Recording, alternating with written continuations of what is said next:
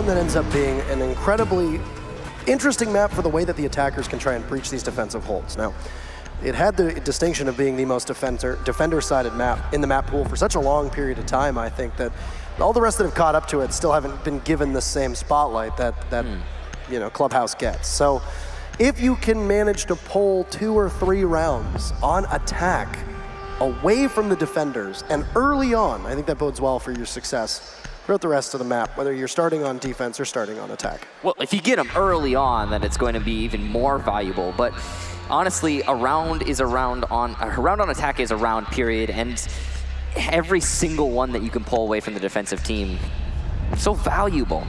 We'll see the bands come out. Ying, Monty, Valkyrie, and Maestro. Nothing at all to surprise any of us. Pretty standard stuff here. Monty is one of the more interesting ones, of course, but pretty common as well. It's going to be a very powerful operator that can push through pretty much anything that the defense has to offer. Just eliminate it. Easy peasy. Ying also being taken out instead of the Glaz, as is often your 2 options. You can either get rid of somebody who sees through smokes or somebody who can see through flashes. It's up to you. There's that Maestro ban as well. I find that the Redeemer, once known as being such a strong Echo player, has been eclipsed almost by his Maestro play. I mean, how much of that is Redeemer being more comfortable on that operator? How much of it is Redeemer being less comfortable on Echo and more easily countered? And how much of it is just Maestro being an absolute monster when it comes to defense? With that Alda and the Evil Eyes be able to give you different insight to where the attackers are coming from than a Yokai drone might. I honestly think that Echo overall, okay, Maestro and Echo, flat out, pretty much the same role. They do very similar things. Echo is a little bit more on the team support-oriented side, where he allows other people to get kills using his ability, and he has a lot more information gathering potential because his drones are invisible. On Maestro's side, I feel like it's more the individual fragging power, and a big part of that is, of course, yeah, because his does direct damage, but forget the Evil Eyes for a second. It's mostly the Alda, as you said. That is such a huge force for a Maestro, and it's why we see him banned very often. Redeemer is a really interesting player, and I'm glad you referenced him because he's had some on and off days. When he's on, when he's present, he's so very powerful though, and put him on Echo, put him on Maestro, either or, and he's going to perform. We saw even in the group stages, some clutches from Redeemer managing to keep his team in the running. So it's always nice to see that from him, especially considering he's such a hardcore support player. Inches away from a kill here is Jonas, but he's going to miss the opportunity. Flashes come in, and he might just pay for his aggression. But no, it's going to be support from the alibi of Kanto Raketti, possibly also blind on these blue stairs. It's a tussle here, though, and Pengu and Kanto are going to come out on top. Down go both of your 3 speeds. Well, 2 of the 3 at least. Space Station have lost a lot of manpower very early on, and it's gonna get even worse as Fabian eliminates Redeemer, leaving just Bosco and Thinking Nate. The round seems all but over, and Parker, we're a minute in. It's a very bold move to be able to just jump 2 people in through a tiny window and get absolutely gunned down the moment that you try to hit that vault key. Yeah. I think it was the right call, given the intel that they had, but I think the bigger issue was that the intel was not the best across the board, so. I mean, another thing, we've seen G2 do what they just did there multiple times in the past, and that is, oh, my roamer's being pressured, he's close to the site, take one of the anchors and support that roamer. Just double down. G2 are really well known for doing that as of late, and it's dangerous as SSG to see an opportunity, a potential pick, and double down and commit to that push and lose even more manpower. Why? Because it's an awkward fight to SSG's disadvantage that they honestly just shouldn't have taken. Other ways to clear that area. Space Station's got a minute to work with, but they have almost no utility. Bosco is able to find what gadgets he can, but other than that, it's a Jackal with 2 smokes to really lead the way here.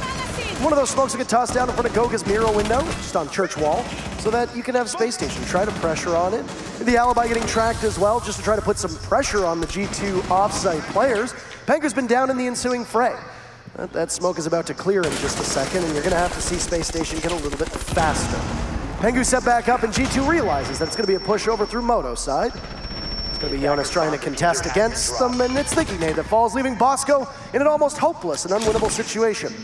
is languishing and treading water, waiting to see if he can find a head, but no, a perfect start for G2. Fabian gets his second kill, and he shuts the door on any heroics from Bosco. What a round there from Fabian. And G2 as a whole.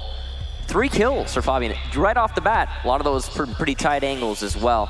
A big part of that round, though, just comes down to Pengu and Cancer Raketi by Blue Stairs managing to lock out the attacking team. Following that, Fabian going from place to place, whether in dirt tunnel or in sight, just fragging out. You gotta admire SSG. They never gave up in that round, but at the same time, they pretty much lost it as soon as they failed to do any damage by Blue Stairs. Yeah, you lost one of your hard breachers who's gonna be tasked with taking out those hatches. If you can get them after, you know, one of the defenders will likely impact trick the hatch that's looking up in the kitchen. And then on top of that, you lose your hard breacher, your last hard breacher and Redeemer immediately afterwards. Just tries to solo entry through dirt. Looked like he didn't even have a drone escort. And there was Fabian there just waiting very patiently, playing an elbow of that dirt tunnel with the MP5. It was a couple, 1-2 bullets, that's all it took. Yeah. So you complete Church, the site that most teams win the first round, and then you go up to CCTV and Gym. Now, some teams are a bit shakier on CCTV, and some teams are a bit shakier on the Gym side of things. Typically, it tends to be the Gym master bedroom side. CCTV does get, I would say, a better rate of success, depending on how you play it. I think overall the rate of success for Gym is slightly higher technically, with a lower play rate. But like half the play rate. Right. So the statistics are askew. I think that overall Cash is probably the better site. And that's why we see teams more often than not going there.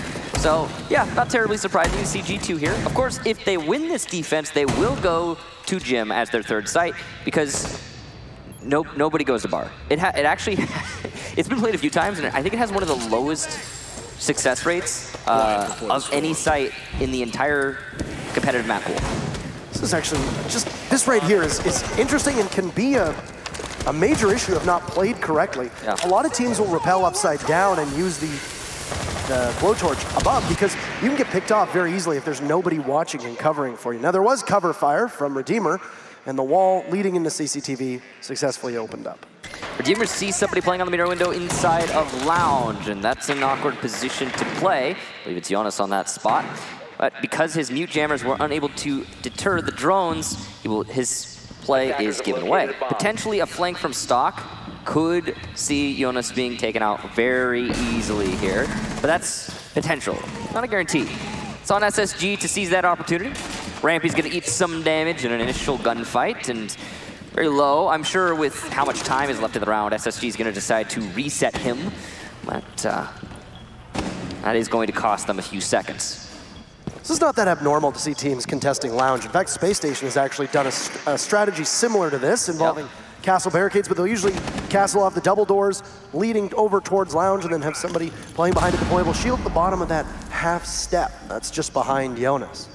Also sounds like a frag grenade of Rampy after he'd taken a bit of damage, goes off, but doesn't get anything in the process. And now Space Station, we've taken about 1:40. We'll reset Rampy and wonder exactly where to go to next. Keep in mind, Jonas has not been shaken off of his position by the front door. Fabian is there for supporting fire if need be, and the castle can be pushed on up. The ensuing fray, Jonas will take just a tiny bit of his HP, but oh, Fabian grabs one, shut down by Bosco. Jonas is not able to wrangle the bodies he wants, but Pengu takes down one. Jonas gets pressured from 2 angles, completely blinded. Might be in really bad shape. Pengu comes down to the rescue as Jonas just waits so patiently before he gets finished off by Chala. This is a very even back and forth between the teams where they lose 2 bodies each. G2 very much in the better position as all they need to do is wait 30 seconds. SSG don't have a whole lot of control and they're looking to get Garage in their favor, but they have yet to even take out Default Cam, which is not what you want to be seeing if you're an SSG fan. Especially not that. Cancer Raketi, a very tight angle onto Chala, and down he goes. Goes for a second, gets it at a third! Excellent gunplay from Cancer Raketi, and all of SSG are felled. It's usually a place that you'll see an ACOG play there, but what a monstrous performance by Kanto, and exactly what you expect out of the Finn. When he's playing at his best, he can completely dominate games and completely dominate rounds, and that's exactly what we just saw. though that was more of an issue from Space Station, just having nothing to really flush Kanto out. A lot of teams will play up top on the rafters in Garage, usually with an ADS or two, maybe a mute jammer. Makes it very difficult to drone you, makes it very difficult to push you as well. I'd imagine that was the circumstances in which Kanto Ricchetti found himself, and the circumstances in which Space Station found a lot of people have at the hands of Kanto Ricchetti. Kanto Ricchetti has some of the best mechanical skill of any player in this game, and if you don't believe me, see the last round, please. Now, going on to round number 3, of course, it's gonna be Jim, as we discussed in the previous round. You win on Cash, you win on Basement, you gotta go somewhere. It's not gonna be Bar, you're gonna go to Jim. This is comparable to Cash. I'd say the difference in the site is slight, and I don't know, most teams prefer Cash, but Jim is still very defensible. The biggest issue that you have with Jim is that there's one site where you really can't rotate out of without having to go through another site. Take a look at CCTV Cash. If you lose control of CCTV, you got Cash next to it, and then you have the Garage. You've got opportunities to rotate if you need. You've also got the stairs not too far away. But when you look at Gym Master, the Gym side, where do you rotate to? You can either rotate towards Jacuzzi Wall, which almost always gets opened up by teams, or you have to rotate back into the bedroom. Sometimes there's just nowhere to go. And if you also lose construction, then that could end up being the entire round because you get pinched and pinned down. I think that's why a lot of teams prefer to go to Cash, because construction is much more of an influence over Gym. It's an odd way that it influences it, though. It depends on how you set yourself up as a defensive team. If you're set up inside of Office and you leave yourself exposed to potentially lose 2 picks early on, and you lose control of construction, and it's not something you're trying to contest with like a mirror window, then yeah, it's not a great situation as a defensive team. But you can hold Office from the hallway quite easily depending on how you're playing it and how the enemy's attacking it. So it's situational, of course, but in this moment, right now, G2 trying to hold on to Cash to extend their sight and have just generally more control, and delaying the round is the main objective of the defenders, so why not? See some damage dished out onto Bosco, and Kanto Ricchetti is, oh man, I don't think he knows how many players are on the other side of that wall, but he's gonna fall back, and Jonas as well. This is the right call from G2. Probably read that SSG was very focused on taking control of Cash. They don't need to fight it. I wonder how much of that was too early of a fallback, because we've seen teams, defend Cash till the bitter end. Yeah. We're talking 2 minutes full of absolute control that's now completely gone. But the one benefit that that G2 has is that they might have fallen off, but Space Station hasn't really done much with the control. And you're right, there are teams that will defend to the bitter end and be successful in that endeavor. Right. Like, here, I agree with you. Space Station got control of Cash at about a 1:40 mark, and we're 40 minutes past that almost, or we're 40 minutes past that, Parker. It's been a long match, kid. It's been a long match, Parker. Yeah. And yeah, they haven't done a whole lot with it. But there is opportunity now for Fabian to be able to come in on a flank, as he's made his way up blue. Has the opportunity to now go up red, as we like to name things after colors for ease and ultimate convenience. Speed of calls. Now that we have control of construction for SSG, and we can see that that's the case, the next impediment for Space Station is going to be open up that construction wall. For the time being, there's been very minimal opportunity to do so. And there you go, they're just going to forego it. There's Pengu. Bosco will trade him off immediately as the Bandit falls, and the Jaeger is up next. As Kanto Ricchetti turns his back, and Bosco will pick up yet another. So it's time for Fabian to re-engage. Goga shreds through Bosco, and we once again have a 3v3. There's not a lot of time to work with for Space Station. This could just end up being to their detriment. But hey, they're making it work, and Rampy and Chow will pick up 2. Fabian will have to go for a plant denial, but he'll miss! Oh, you misread that, but it's enough to shake Thinking Nate off of the plant, which could buy Fabian enough time to get on up depending on what he's gonna do, but he's gonna have 2 bodies watching him. Gonna be a hairy situation to get around. 1 body prone on the floor. He'll miss. Trade, actually, but it doesn't matter because there's 2 more bodies still left upright. And even though the diffuser gets down successfully, Space Station get the final kill right as it goes down and pick up their very first round. And so, ladies and gentlemen, we have a match. SSG, their first round, as you said, Parker. And a big part of that actually was what was brought up earlier. Too quick of a rotation away from Cash, as it turns out. And after Cash was lost, there was no control on construction door. Notice how many picks Bosco got essentially for free, simply peeking from construction. That's dangerous. Should not be allowed to happen. And G2 gave up a whole lot because of it. Once they lost that manpower, a lot of the more pivotal anchors were done away with by Bosco, allowing the rest of SSG to collapse into the site and clean up shop. Now, of course, we get to go back downstairs, and you gotta imagine this is where G2 starts to shine again on one of their more preferred sites. I was not entirely convinced that Space Station had a proper execution after they double vaulted in that window, but I mean, that's also hard to say what the actual execution was gonna be, because your strategy doesn't usually revolve around, hey, let's all jump through the same window. No, I mean, I agree with you, to be honest, Parker. Looking at that last round, I thought that SSG were gonna lose it just based on the fact that their attack strategy was all over the place. But they managed to make it work off pure fragging power. So what can you change about Church in that case? What can you change about this particular site?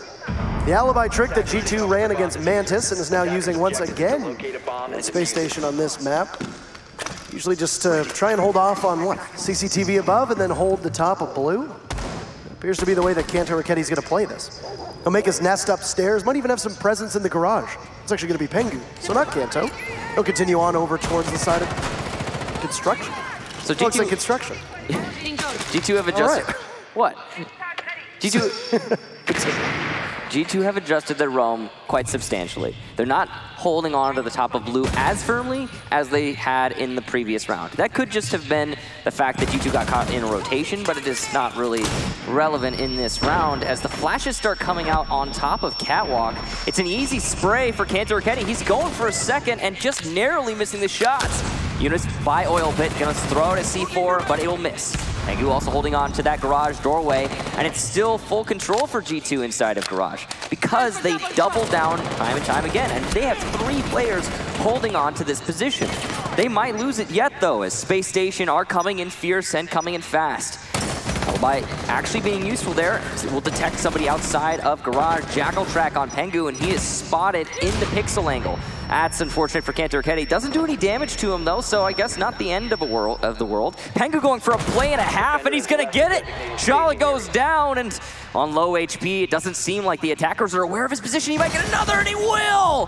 What a play from Pengu! The patience pays off, and Space Station Gaming once again on a basement attack very quickly find themselves in a 2 versus 5.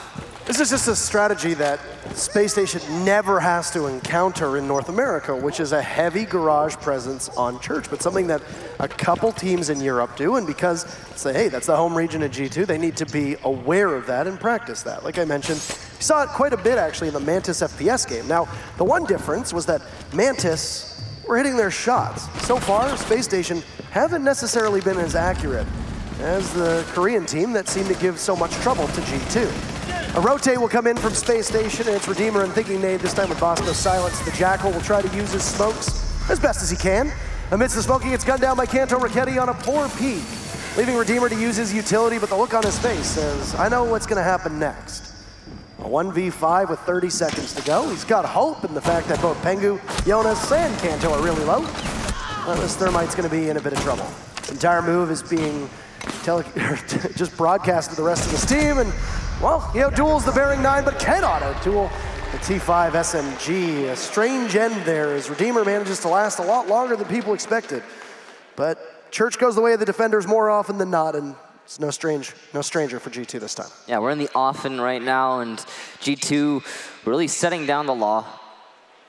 Up 3-1, but it's, again, defense clubhouse, so there's still a match yet. We're going to No, you don't dab on camera, come on. Did he? He dabbed on the camera, Michael. Didn't even catch it. That is unfortunate, though. We're going to be going to Cash next. And the way that Cash played out last time was very interesting from SSG. Honestly, they just lost a lot of gunfights off-site. A lot of it had to come down to how they were trying to contest in lounge. That failed contention ultimately was the downfall of SSG as they barely even got to the site, it felt like, for the majority of that round. Their presence was a little bit lackluster, and garage control being a focus was not the right call in that situation. Well, it was the right call for G2. Why? It certainly was, Parker. Like I said, it's not something that Space Station is used to having to deal with. And because of that, I mean, Lycan's a great coach. There's obviously been enough VODs for them to review on Clubhouse, and in particular G2's performance on Clubhouse. You have to be able to adapt and confront the challenges head on. But there was nothing that I saw on either of the church attacks that came out from SSG that led me to believe that their entry was good enough to establish the control that they needed. Be it at the top of blue, be it inside of garage, they just got their wings clipped before they could actually take flight. So, look at round 5, Cash CCTV. It was a struggle for Space Station on Gym Bedroom, but they made it work. In large part was because they were able to take control of Cash so fast. On this particular site, if you've got control of Cash, then you're likely getting a plant down. Your focus needs to be elsewhere. It happens to be, for most teams, on Garage, which is where Thinking Nate is looking, and proved to be so tremendously difficult for SSG on the previous round. Server wall. Looks like denied. Possibly an impact through the Maverick hole. And it is possible, does happen, and yes, it was indeed an impact. The second one goes out, though, in the exothermic charge. Not on the wall that time, so poor time management there from Pengu, but if we're being honest, getting one exothermic charge is pretty valuable. And through a Maverick hole, no less. Just impressive. Trying to get the wall open. Redeemer might not know that this is an option, but he's going for it anyway.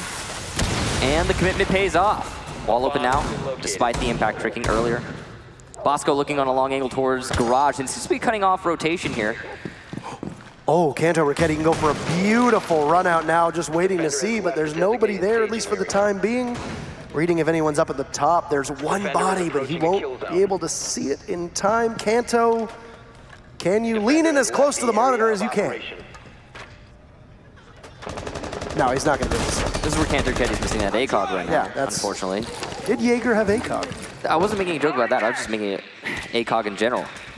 Anyway, Chala outside of Garage, and he will finally be taken out by Kanto Ricchetti, who finds the angle. The patience, seriously impressive from the Finn. He had opened up that wall. He knew there was somebody there. That's where he was seated. Now the rest of SSG, who just try to plot on in through Garage, will find that they are one number shorter. As down goes Redeemer. Thinking Nate will still have control up there. Not going to be much for Rampy as Fabian is there to cut him down, and it's a 2v5. Hasn't really been much from Space Station on many of these offenses, but there's Bosco coming to the rescue. He finds his fate at the hands of an SMG-11, and then Fabian tosses it out, and it's an explosive round with that C4. And we'll finish that off. 4-1 right now. That's the number that you want to have on a defense, on Clubhouse. This is exactly where you want to be as G2. You twist the knife, you get 5-1, and you head into the next half. You're pretty comfy at that point. Yeah, and if you ended 4-2, you're still in a decent spot. I mean, that's a predictable result. But 5-1 off, obviously optimal here for G2. They're looking like they could potentially take it as well. Looks like it's going to be a clash from Fabian, which is quite interesting. Nope, 6 picks. Okay, that makes a whole lot more sense. We've seen, okay, now here's the reason that makes sense. We've seen G2 try to make Clash work many times before. Not in her current build that I can recall, but in the past, even when she had the quick swap, it was just not something that I think G2 were really a fan of. So every time G2 needs to take a fight, it seems like they prefer to have an SMG, a shotgun, whatever it is, but a shield on defense seems to limit their roaming potential. I can see why Clash would be useful on this site, though, if any, for holding on to Cash. Reinforcing the wall! Look at that. Fabian and Kantor first and fourth in kills per round of the players remaining in the tournament. Oh, also, yeah, Fabian technically I think has a lower KDR than Kantor Ricchetti, but he has more kills. Fabian has really been fragging this tournament. They've also played so few rounds in comparison to their peers. They made it out of group stages with great efficiency. Yeah. I think it was something like Kantor only played like 40 or 50 rounds, and then the next that it was on the infographic was like 80 or 90, which is astonishing, the disparity between them. It was something like that. Well, Kantor had like 40 kills. It was 79 and 80 or something like that. But that's from the group stages. Don't quote me on those numbers. Yeah, nor me. Jolly gonna be looking to open up the Jacuzzi wall along with Redeemer. Dual hard destructors here for Space Station. They had to have known it's going to be a gym defense. So I'm curious what they want to use Habana for. It's possible they were just predicting a bandit trick, which is fair. Better safe than sorry. Bring the extra hard destruction, I say. But it is going to limit the other potential utility that Space Station could bring. For example, glass or something along those lines. Space Station realized that fighting through construction was not exactly what they wanted to try and accomplish this time. So what does G2 do? G2 knows, and they respond immediately. Kanto lighting a body up. There's to be Bosco, who will manage to survive that tussle. He's a little worse for wear. He's on flashing HP and will likely need a reset at some point. It's an encounter that could be very scary for the team because the disruption that is offered and the lifeline that comes out from Bosco will be very pivotal on a much closer quarters take that will occur on Gym Master rather than a more open and easier to manage site. Here we go, Kanto's trying it again. I can imagine if it weren't for that tree, Kanto Kenny would have been fragging right now, but just a lot of visual obstructions right now for Kanto Kenny. He's still trying to make it work, but meanwhile, the jacuzzi wall is already open. The crazy thing is they don't even need Kanto for the execute right now because SSG's not pushing at all. They're just sitting and waiting, and I think that it's an issue with SSG because the drone coverage doesn't really appear to be all that strong. I don't know if Fabian's been found out at all. Kanto finally gets Bosco, but thinking Nade was primed and ready. He avenges his fallen comrade and puts us back into a 4v4. Once again, as we've seen many times, it's going to come down to Fabian to be the real wild card here.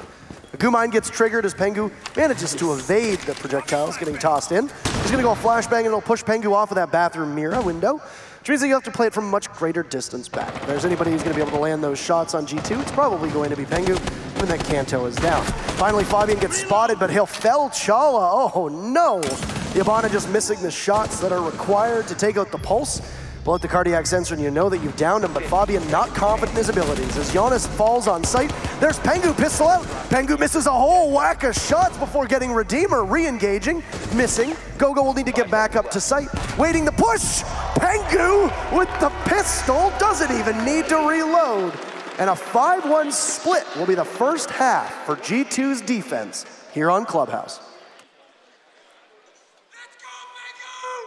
Solid defense here for G2 so far. But now they're going to have to adjust and move over to attack. And this is where the potential is for SSG. Gonna be close still. And I gotta be honest, based on what we saw from that first half, it just seems like SSG are afraid to take fights. A lot of the players from SSG in that last round were just sitting on the roof for a good portion of the round. I have no idea what their plan was. Possible they were just trying to dynamically allocate manpower to either A, jacuzzi balcony, or B, the balcony facing into gym. I understand the logic there where, yeah, okay, if there's a weakness on the south balcony, we can go there, or west balcony, we can go there. But it would be nice for SSG to just pick a push and stick to it. Also, we have been seeing, or we saw a lot from G2, Kanto Raketti specifically, a lot of deep flanks, runouts as well.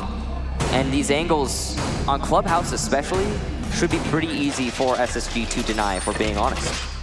This is not a runout map. Right. I want to talk just for a little bit about what happened with G2 on defense there. Now, a 5-1 scoreline can be very deceptive because you can still emerge with a 5-1, but those can be very back and forth rounds. Right.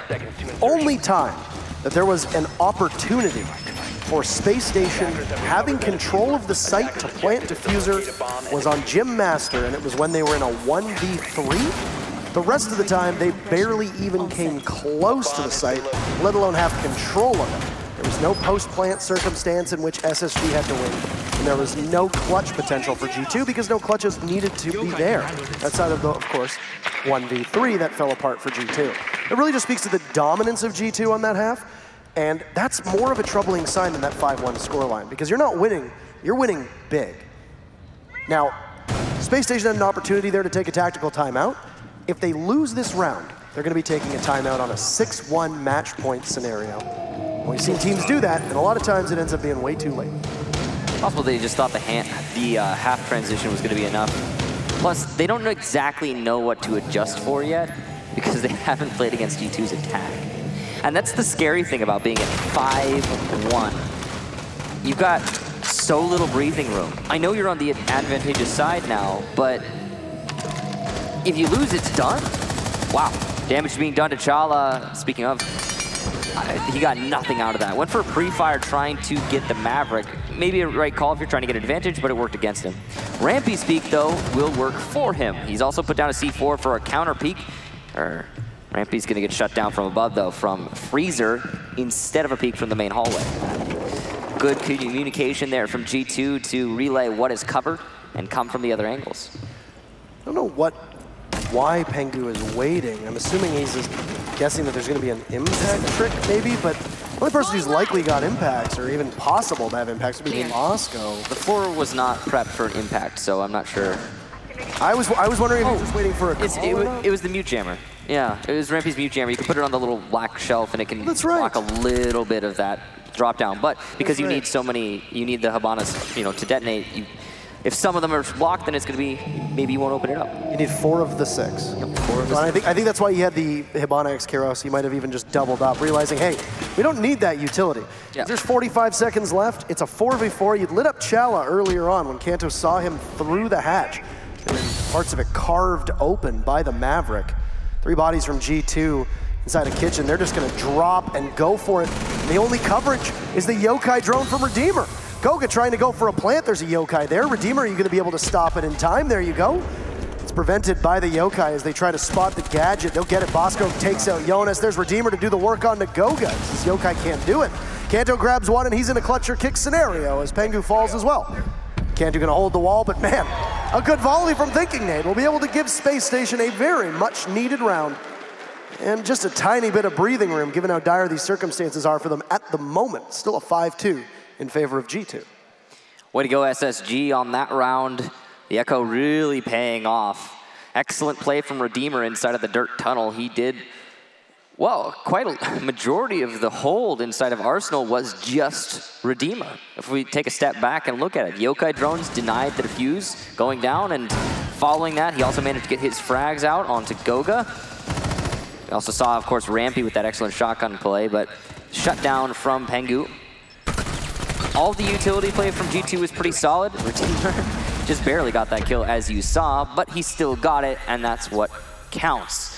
The overall hold from SSG was just relying on Church being an excellent crossfire into Arsenal, and if you have Redeemer to hold backside, the rest of the anchors can hold the push. So, a necessary round for SSG, and they will not take the tactical timeout. They're instead going to go to cash. This is a little bit scary if you're SSG. You're playing it kind of on the wire. If you lose one round, then you need to take the pause to try and think of a way to counter the way that G2 plays. The problem is, G2 is one of those teams that tend to change their strategy round by round. 10 seconds to go. And you can't get locked into a strategy that's actually not going to work against what, well, the adjustment will be from G2. So we'll see what actually happens, though. Of course, they haven't committed to that just yet. This is a really interesting mirror setup inside of a garage, a double mirror, and a shield to boot. Nobody spawned over where Rampy was looking for that spawn peek, by the way. Where was he peeking out? He was at the top of wood. Oh, okay, so, yeah. But nobody spawned over by that side. It was all spawned over by the main doors. There you go. Just in case you were curious where it was. Thank you, Parker. Well, I mean, I wasn't the one controlling the spectator cam, but you're very welcome. Thank you, Marcy. There you go. So you've got Kanto Raketti on the upside down rappel, likely take his blowtorch to the bottom of those CCTV panels, and then you'll have the exothermic charge go down, and it's very routine to be able to take this wall, or so it usually is, barring an impact trick or two. Yeah, of course you can't impact trick above this one, but you can below, as the Maverick holes are open. And it looks like Legion wants to do it, but it's not going to work. Thermite gets the wall open. Well done to place that exothermic charge further from the impacts than last time. Garage is such an important part of Space Station Gaming's defense here, as you can see, based on those dual mirror windows as well, and the fact that Redeemer, the Echo player, is inside of Garage. He is going to be such an important anchor to lose should it come to pass. It's going to put more pressure on him to stay alive. Fabian doing his best to get into Garage and clear. He's not going to break the mirror window because he knows if they get control, or by they I mean G2, if they get control of Garage, then I mean you have control of site because of those mirror windows. So G2 will be leaving them alone for now, unless they decide to go for a different push. It's going to be the final logic bomb going off, and once again, presence on top of this catwalk proved to be a significant issue. But you toss a frag grenade up, missing it for the time being. It's a rotate that will just narrowly miss, as neither of the sites from G2 are able to capitalize on this push. They know that if they move on over towards the stairs, they'll get gunned down. There's a second set of stairs, though, and Thinking Nade's perched up there, and he'll go through Jonas. Chala fires back. Man, what a volley as Space Station comes alive, shutting the door on G2, leaving Goga outside. And, well, I guess at this point you kind of got to go for a plant, don't you? Just waiting right in. No impact frag, a flawless round. Michael, blast off for Space Station, 2 in a row. I remember we were seeing G2 easily locking out SSG because SSG would not stop, just waiting outside, looking for a pick, unsure what to really do. Well, in that round, it seemed like it had gone the opposite direction. G2 pushing into Garage, but unsure exactly how to attain control of Garage. They don't have a Capital. They don't have a Monty. Monty's banned. It was banned by SSG. So G2 really need to find a new way to take control of Garage moving forward if they want to have success on Cash, assuming they want to double down and recommit, in fact, to that Garage take. Because honestly, based on the results we just saw, the right call might just be to attack somewhere else. Construction is still an option. You don't have to commit to Garage. The problem, of course, being those double mirror windows. It almost seemed like the mirror windows were a taunt for G2, trying to bait them into a Garage push.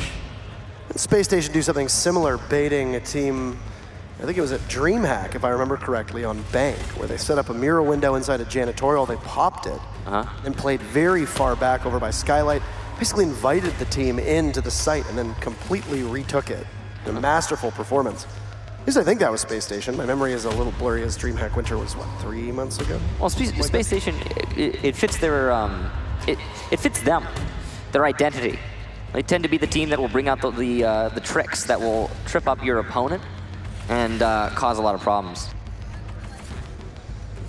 Just had a bit of a tactical pause there for a moment. We're able to get underway here as it's going to be Gym Bedroom for Space Station. So you called it very correctly, Michael.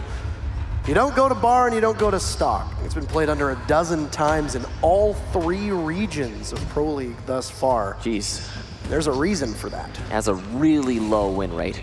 Well, it's just that Gym Master is such a better site by almost every single measuring stick. Yeah. So why not go to it, even if it's the site? That teams lose more often than not.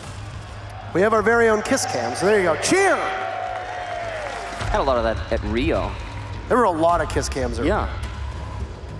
So, here we go. Getting everybody ready to start back up. And like you said, Jim, the defense here for SSG. They really need to be able to take this one. We're going to go to match point if they don't. But this is definitely the best opportunity for G2 to put us there. There's going to be a lot of investment in this round in terms of strategy, I'm sure, from G2. Operator selection kind of hints at a jacuzzi wall take. Not terribly surprising. This is Gym Master, of course. Gonna have some pressure, I'm sure, on those south windows, but it's gonna require clearing out the roamers from SSG inside of Cash, of which there is currently 1, and also Bosco in construction to support him. Not much of an extended roam horizontally, though, from SSG. They've actually only got 1 anchor right now. Redeemer, unsurprisingly. Yeah, it's currently just Redeemer. Well, Bosco's getting back to site now. I mean, I think he's playing construction. I'm not sure. He keeps moving back and forth. But yeah, okay, 2 anchors, and the one coming back, Thinking Nade, will be cut down, punished for his positioning early in the round. Unfortunate to see, but it does happen.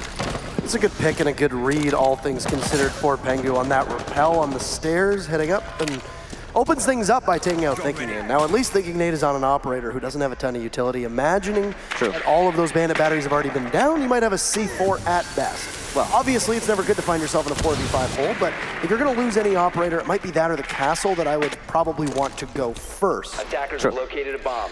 Having the bandit gone is mostly just going to come down to the manpower, of course. First phone call comes out here from Fabian. He's trying to move his way up the main stairs. He's being droned in right now. It looks like by Pengu. SMG 12 out, and this is such a powerful weapon at close range. If within about 10 meters, he's gonna have actually a substantial advantage just based on his rate of fire alone. Shots come in to distract and bait for Fabian, but nobody on SSGs takes that bait. Fabian is, as of yet, unknown on the top of these stairs and in a very powerful position. Checking for a yokai as the IQ of Pengu is on the other side of the map and not really able to do too much with that sensor in order to try to find the electronics. Scary proposition for Fabian if he thinks that he's been undetected, waiting just a bull rush on in, and there's a drone above him that's watching. A good reflexive shot, but Bosco goes down, and there's gonna be another. As Kanto takes out Redeemer, Goga drops, but G2, full control. Rampy cut off from the site. He's got a couple open holes that he'll try to work through, but ultimately, this is likely gonna be in vain. Taking the time to readjust his hairline, nods at the camera, but Diffuser goes down successfully, and G2 look to push this one towards match point, and they'll do just that. Kanto Raketti finishes it. Puts SSG out of their misery on that round. Doesn't waste too much time for Rampy. Gym Master falls in favor of the attackers, as is always tradition with this matchup. And now we can go back down to church for SSG's defense. I expect and hope for SSG that nod was in fact in response to somebody saying, don't worry about it, man. Don't worry about it, next round. Because that's certainly the mentality SSG needs in this situation, to take it round by round. Not having a really fantastic match overall, but they have managed to defend these standard bomb sites here on Clubhouse, which means it's very possible that they can bring it back. The complication is that G2, while they also lost their first gym defense, they managed to win the second one. That means that now SSG has to do the same. It's pretty much going to go around and around in circles like this on Clubhouse when you have two teams that are as close in skill as G2 and SSG. It does seem, though, like G2 are winning a lot more of their gunfights in general. SSG are bringing out quite a lot of smart plays, but is that really enough to, bring this match in their favor? I'm not sure. They get to defend basement, though, so going to be very comfortable in this next round. I mean, the biggest worry here is that if you expect a 4-2 stat line on defending Clubhouse, then SSG has to emulate a 5-2. They can't lose Gym Master twice. Had they been successful that previous round on Gym Master, then I think the odds are in favor of us going towards overtime. Agreed. The fact that they're in a position now where you've got to be perfect on Church, Cash, and then Gym. That's a tough proposition for a lot of teams, and not a prospect that a lot of people want to gamble on. And it's, it's also the fact that they're the team on the downturn right now, that they're losing. It's so much pressure. Remember in the pre-match when we talked about how SSG as a team, one of the things that they need to work on as one of the less experienced overall, comparatively, is their ability to remain focused under pressure. I mean, it's something that a lot of teams suffer from, and it takes so much time to develop that skill. And there are certain teams who have it down pat, like G2. But they're not the ones under pressure right now because they started on defense. So last time around, that mute jammer that was on Space Station proved to be a bit of a hindrance. Required the bucket Jonas to push in the kitchen to take care of it. Well, how do you battle that? Well, you just don't have the mute jammer. There's none on the board for Space Station. I think the mute was a right call on an operator last time, but they thought otherwise, and it's going to be an Echo Castle combination. Like I noted as we were just starting in this matchup, SSG loves running Castle on this map. It's not really much of a surprise to see the operator here. As you have your typical buck upstairs just tearing up the floors, they'll force some sight lines all the way down to the bomb site. Also be able to cut off any rotates that might happen. And ping goes out and Jonas comes very close to getting the Mira. I don't know if that's a shot he can make, but the Mira is gonna fall off. Yeah, this is a really old angle from back in the beginning, and it's honestly not often used, but it can disable mirror windows, and it, faded into obscurity a while ago. G2, though, the oldest players in terms of experience in Siege, they're well aware. Isn't that a failed impact trick, was it? Oh, Shawa heartbeats Fabian. It's taken out by Goga immediately and swiftly put in the grave by Bosco. And SSG ends up walking away with a lead on operators after that encounter. It'll quickly be seized by G2 as Kanto Raketti downs Bosco and finishes him off with 1 minute to go. And an execute from G2 is coming out over on Church side. There's still both yokai drones out at the moment. It'll be up to Pengu to try to find them. He has his gadget in hand and is looking for them. Whoa. What a shot from Jonas. Beheading, thinking nade, and Plant going down from the buck as well. Where's the Yokai drone? Not in position. Won't be able to get it as frustration will reign over Redeemer. But Rampy on a flank cuts down Kanto Raketti, looking for another. Jonas sits inside a sight. A double kill from Rampy. And with Yokai drone still up, this could be good intel. Jonas downed, and that's it. Space Station bail themselves out of a terrible situation and fist bumps across the board. They'll stave off defeat for this round in particular. And it's 6-4 as we head in to round number 11. This could be the miracle run here from SSG, but it's gonna come close. We get to go to Cash next round, and that's a really great spot for them. And also, sounds like gonna take a tactical timeout. Give themselves some time to think about how they want to defend this cash room. But I gotta be honest, Parker, I think that they need to be thinking a little bit forward in the future, as defending Jim is going to be the biggest hurdle. And also worth noting, G2 came very close to winning that last round. It was honestly very scary for SSG. But Space Station managed to prevail. That really boiled down to the Yokai drones being able to buy enough time inside of church while Rampy went undetected, pushing up main hallway, and then over to the Moto doorway. It's also the information from those Yokai drones, as you astutely pointed out during the clutch, is the calls from the dead teammates on defense for SSG had to have been extremely important, allowing that clutch to happen. It's good to see it. Excellent teamwork. Good tactical timeout as well from SSG, just trying to close this one out and possibly be able to discuss what is going on. They're very confident in their abilities, and I was a little bit, I would say, quick to judge about the fact that they didn't take a timeout when they were facing a 5-1 scoreline at the half. They figured they'd be able to grind out at least 1 or 2 sites and then call it when they need it the most. And they take it. They're gonna sit on match point until we go to overtime though. Fabian had teased a blitz, so go on to the Dokkaebi, and instead of a Rook, we're going to get a Castle as the 2-6 picks for both of these teams. Dokkaebi will be a major annoyance, but nothing outside of the ordinary for G2. Run the Dokkaebi pick a number of times. The Castle Barricade, once again, for SSG, or the Castle Barricades, will just try to slow down the advance of G2, who haven't been exactly the quickest to be able to get it. No, they certainly haven't. Their attack strategies are well coordinated, I would say. That last round especially, I like what G2 were trying to do, pushing in through the church wall. Again, it's an older strategy, but it works. And if you can pull it off, then there's not a whole lot the defense can do to counter you. If you open church wall and you have full control over that engagement, it's a good situation to be in. But, Parker, I think that the most crucial part of a church wall push is having somebody on attack, sitting at the bottom of main stairs, watching main hallway. But G2 didn't do that. They didn't have that control.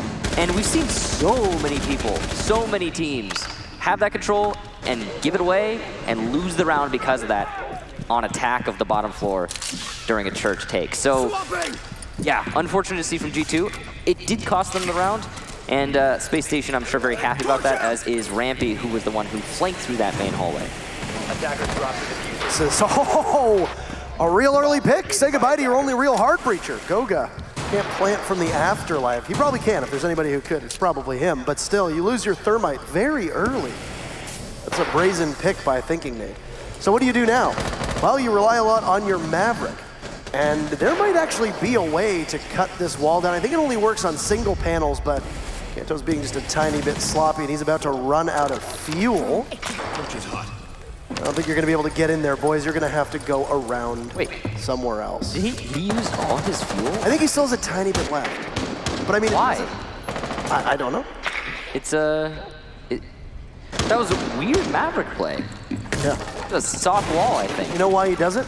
Because it shaves out the metal reinforcement, if I recall correctly. And there you go. Now you can open the whole thing up. Oh, it was reinforced. You do the top, and then you do the bottom, and the metal reinforcement falls off. Clever. I didn't know that Kanto had gone all the way to the edge. And there you go. Now the buck can turn what was a reinforced wall.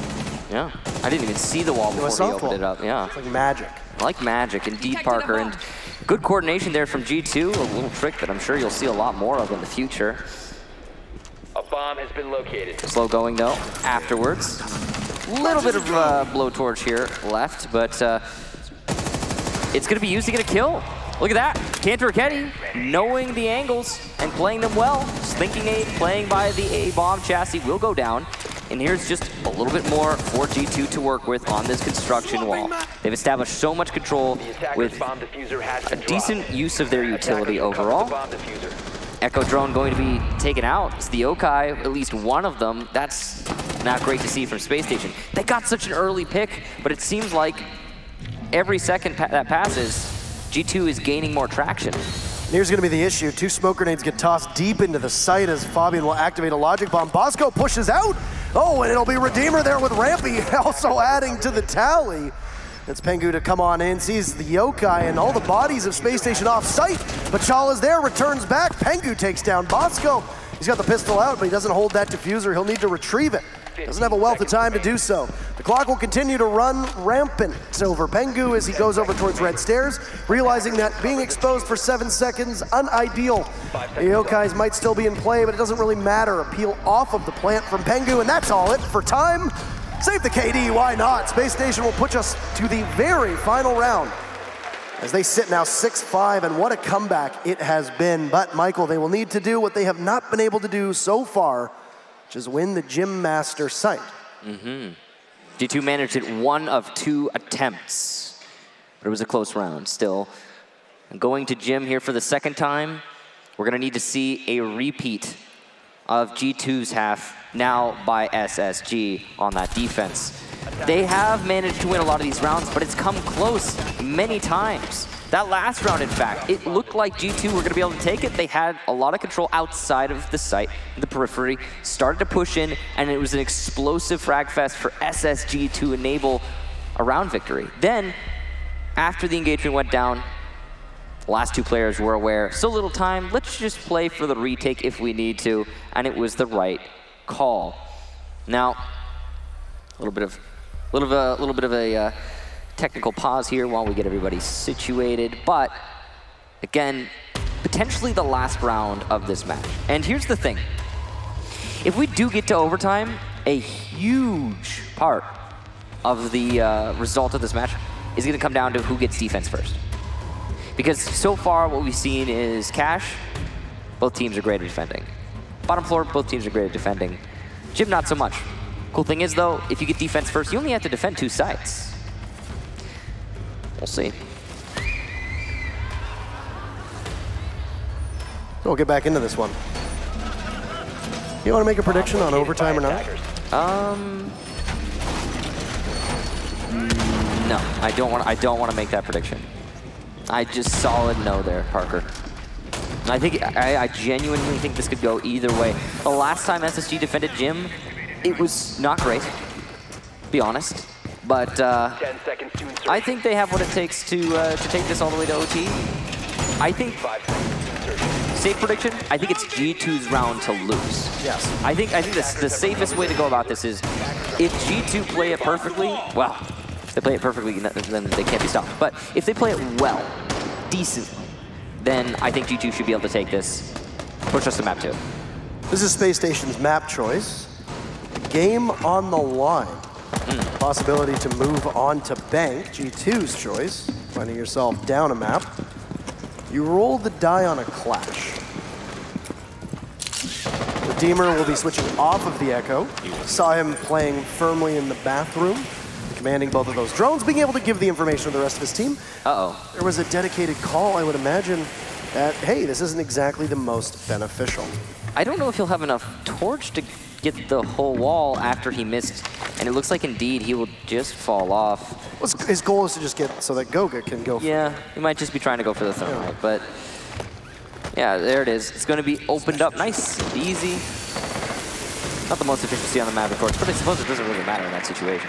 Yeah, I mean, Kanto's probably now going to head on over to construction, maybe poke a couple holes in the wall. Yeah. Maybe sit and wait, maybe get a small entry into office if he needs to. And then take out Rampy inside of Cash. Yeah, that's probably your goal at this point, right? You don't need it to open anything up, all things considered.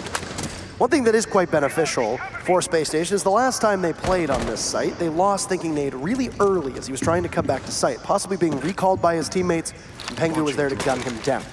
Worked out quite well. But you don't have any casualties this early in. And as Kanto soon discovers, that castle barricade inside a gym doesn't really lead to much. It leads to another castle barricade and reinforced walls. So he'll head on over to the third castle barricade that we've seen, 2 of which are on the exterior windows. Here they fixed that. They took out that vault on Clubhouse roof. Oh. Yeah, I've only heard. Thinking they're gonna get one, but from behind, Fabian will at least down Chala. Just some decent damage, but the Clash is keeping him alive, using that shield, and the support from Space Station is coming out. Bosco with the gas canisters, and oh no, Fabian's being flanked as well from below. This is a bad situation for the Dokumi to find himself in. The C4 will finish him off, but Goga is fragging out. Takes down 2 as he comes into the building. It's nice and even on that scoreline right now. Thinking Nate, though, is on fire on the main stairs. He gets 2, but can't get the 3rd. That's 3 for Goga, in fact, as he starts pushing towards Bosco. It's a shotgun out, I'm sure, and the first blast will miss. But the second is going to be from Rampy, who shuts him down. Space Station take us to overtime. We're not going to map 2 yet. How unthinkable was it that you have a 5-1 split on one side, then you move to a 5-2 split on the other, and an incredible comeback that will surely fire up Space Station and give them tons of confidence and momentum as they go through what could be 2 or 3 rounds of overtime here. As you see from the operator lineups popping up in the audience at least, you at home might not be able to see it just yet. Space Station gets to defend twice. Ooh. So, as discussed earlier, if you get to OT on Clubhouse, he who gets to defend first usually wins. That's just how it is on this map, especially when you have such a deadlocked situation like this one, where both teams are capable of defending all of the sites. Gym, yeah, it's a little bit, well, tricky, as it has mixed results for both teams. The only 2 attacking wins we saw were 1 for G2 on Gym and 1 for SSG on Gym. But you only have to defend twice if you defend first in OT. It's a side switch back and forth. There are 3 OT rounds, and defenders, yeah, they're gonna go basement first, then they're gonna go cash, and if the record persists, SSG will take this map handily. Watch G2 just absolutely come through in the clutch and just pulverize SSG on the site, and then we're sitting here going, huh? 5 seconds to go. Logic out the window, we don't need it. Yeah, exactly. I mean, that's one of the things that has always made a good team great, the ability to break streaks like what we have right now, where both teams are just defense win, defense win, defense win. So it would prove the greatness of G2 if they were able to win this right here and now, and we've seen crazier things, so not going to be too unusual. It's a similar setup to what we had last time around from Space Station. You've got Rampy running Impact, so there's at least the prospect of stopping one of the possible hard destructive tools being applied to that kitchen hatch. No mute this time. 3 hard breachers being brought out from G2, so you hit the panic button at this point. Yeah, I honestly think it's the right call. 3 hard breachers, a soft destructor, and anti-gadgets. The Thatcher will clear out the ADS, allowing for the nade from Jonas. And must have been caught by an ADS. Maybe another. Yeah. Fusion, though, on the face of Jonas as the second gets tossed in, and it looks like it got eaten as well. Yeah. Possible some ADS juggling from Thinking Nade went on down there. I mean, It actually looks like they might have gone off. We just might not have heard it. I'm not... Well, I don't see the explosive residue on the floor, so that was a really interesting... Oh, you know what? Maybe it went through the rotation hole, and there's an ADS in there as well. Who knows? Anything's possible, but the nades did not detonate as far as I could tell, and that's not the result that G2 wanted out of that situation. 2 EMPs and 2 grenades used for naught. G2 have lost a lot of their valuable resources, especially on this site. There's a C4 that goes out from Space Station that nets almost nothing. Thinking Nade continuing on his hot trend. So an EMP goes off from Fabian, but Pengu falls. G2 will find themselves in a 4v5 moving forward with 1 set of their hard destructive tools gone and 2 decent weapons in the bearing as well as the Type 89. G2 are playing very close to blue, but an Echo will take down Jonas, allowing for Rampy to get the kill. That's good coordination. By church wall, Goga's trying to go for the plant. Near window opened up. Fabian's going for the cover, and he will eliminate Bosco, who is trapped. Nothing he could have done in that situation, and he will be eliminated because of it. Yokai drone still in play. Redeemer has been so huge for SSG so far throughout this match, using those Yokais to great effect, and he's just juggling them. Fabian eliminates Thinking Nade, though. And G2 is in a good spot. There's very little time, though. And going for the defuse is Goga. There's a Yokai still there. Chala trying to make his way in through the rotate point. Been so good earlier on, but there you go. Oh. Kanto, no! Kanto! You take down Chala, but you get Goga at the same time. And this could be a fatal mistake. As now Kanto has to go in for the plant. The second Yokai drone nowhere nearby. And Rampy, who was great last time on Castle, will need to go for a retake, but he gets cut down as Kanto's watching. Still gonna be a Yokai drone for Redeemer to possibly give information. He's gonna get peeked, but G2 wins Church. Michael, what did I say about this site? You called it. Massive victory, the first successful attacking round on this site. All game comes to put G2 on match point. So, the miracle of G2 winning that round, will it be matched by their opponents is now the real question. It's always nice to see BC, by the way. BC. For Dark Zero, welcome. Won't be competing on the stage like last year. No, unfortunately. But it's good to see him, though. Yeah. So that team kill from Kanto ultimately, I guess, didn't really mean that much. Landing his shots apart from that. Oh, and actually, I suppose including that. Notice all of this, by the way, is that Fabian's currently sitting on 16 kills. He has been fragging 7 deaths. So much, not just in the main event, but also the group stages. Fabian had the most kills on his team outside of the group, out of the group stages. Not the best KDR, but the most kills. And he's just, that's so weird, man. You don't expect it from him of all people, but I guess he's the best player in the world. Let's just say this, Fabian never really lacks confidence. When you see some of the ways that some of his other teammates have played this season in Pro League, it looks like there's been a lot of hesitation. Goga and Jonas in particular have lagged behind in their ability to land shots and play confidently. We saw it on a couple of the EU play days leading up to the Invitational, where the entry from those players seemed to be a little misguided and very shaky. That's very rare for G2, given the fact that they tend to be really cool under pressure and never let anything get. I think it was a bit of a hiccup. It was how people are treating that first half of the European Pro League, but it was a pretty large one. That they did not get a great record. However, that's not really what matters right now. So G2's defending Church downstairs again. Last time that we saw Space Station come here, what happened? A great degree of difficulty to be able to take control of Garage. A large part of that was both Pengu and Kanto's play. Kanto's aggressive on the main stairs, almost finds and nets a kill on T'Challa, which would be extremely detrimental to SSG. They're not running a triple hard breach setup. So if you lose your Thermite or your Hibana, you essentially have to completely recalibrate your strategy because all of that hard destruction that you relied on is gone early before its utilization. So one of the exothermic charges from Space Station, speaking of, will be used on the server wall, which allows clear passage. And the rest of Space Station can begin to enter. G2 got very aggressive on the main stairs, but there's a call to retreat with a minute off of the clock. We'll head for the hills and hunker down inside the site. Time wasted, though, at the very least. It's one of the more passive roams we've seen from G2, especially on this site. We've often seen G2 and Kanto specifically attempting to hold the top floor for an extended period as defending the bottom floor.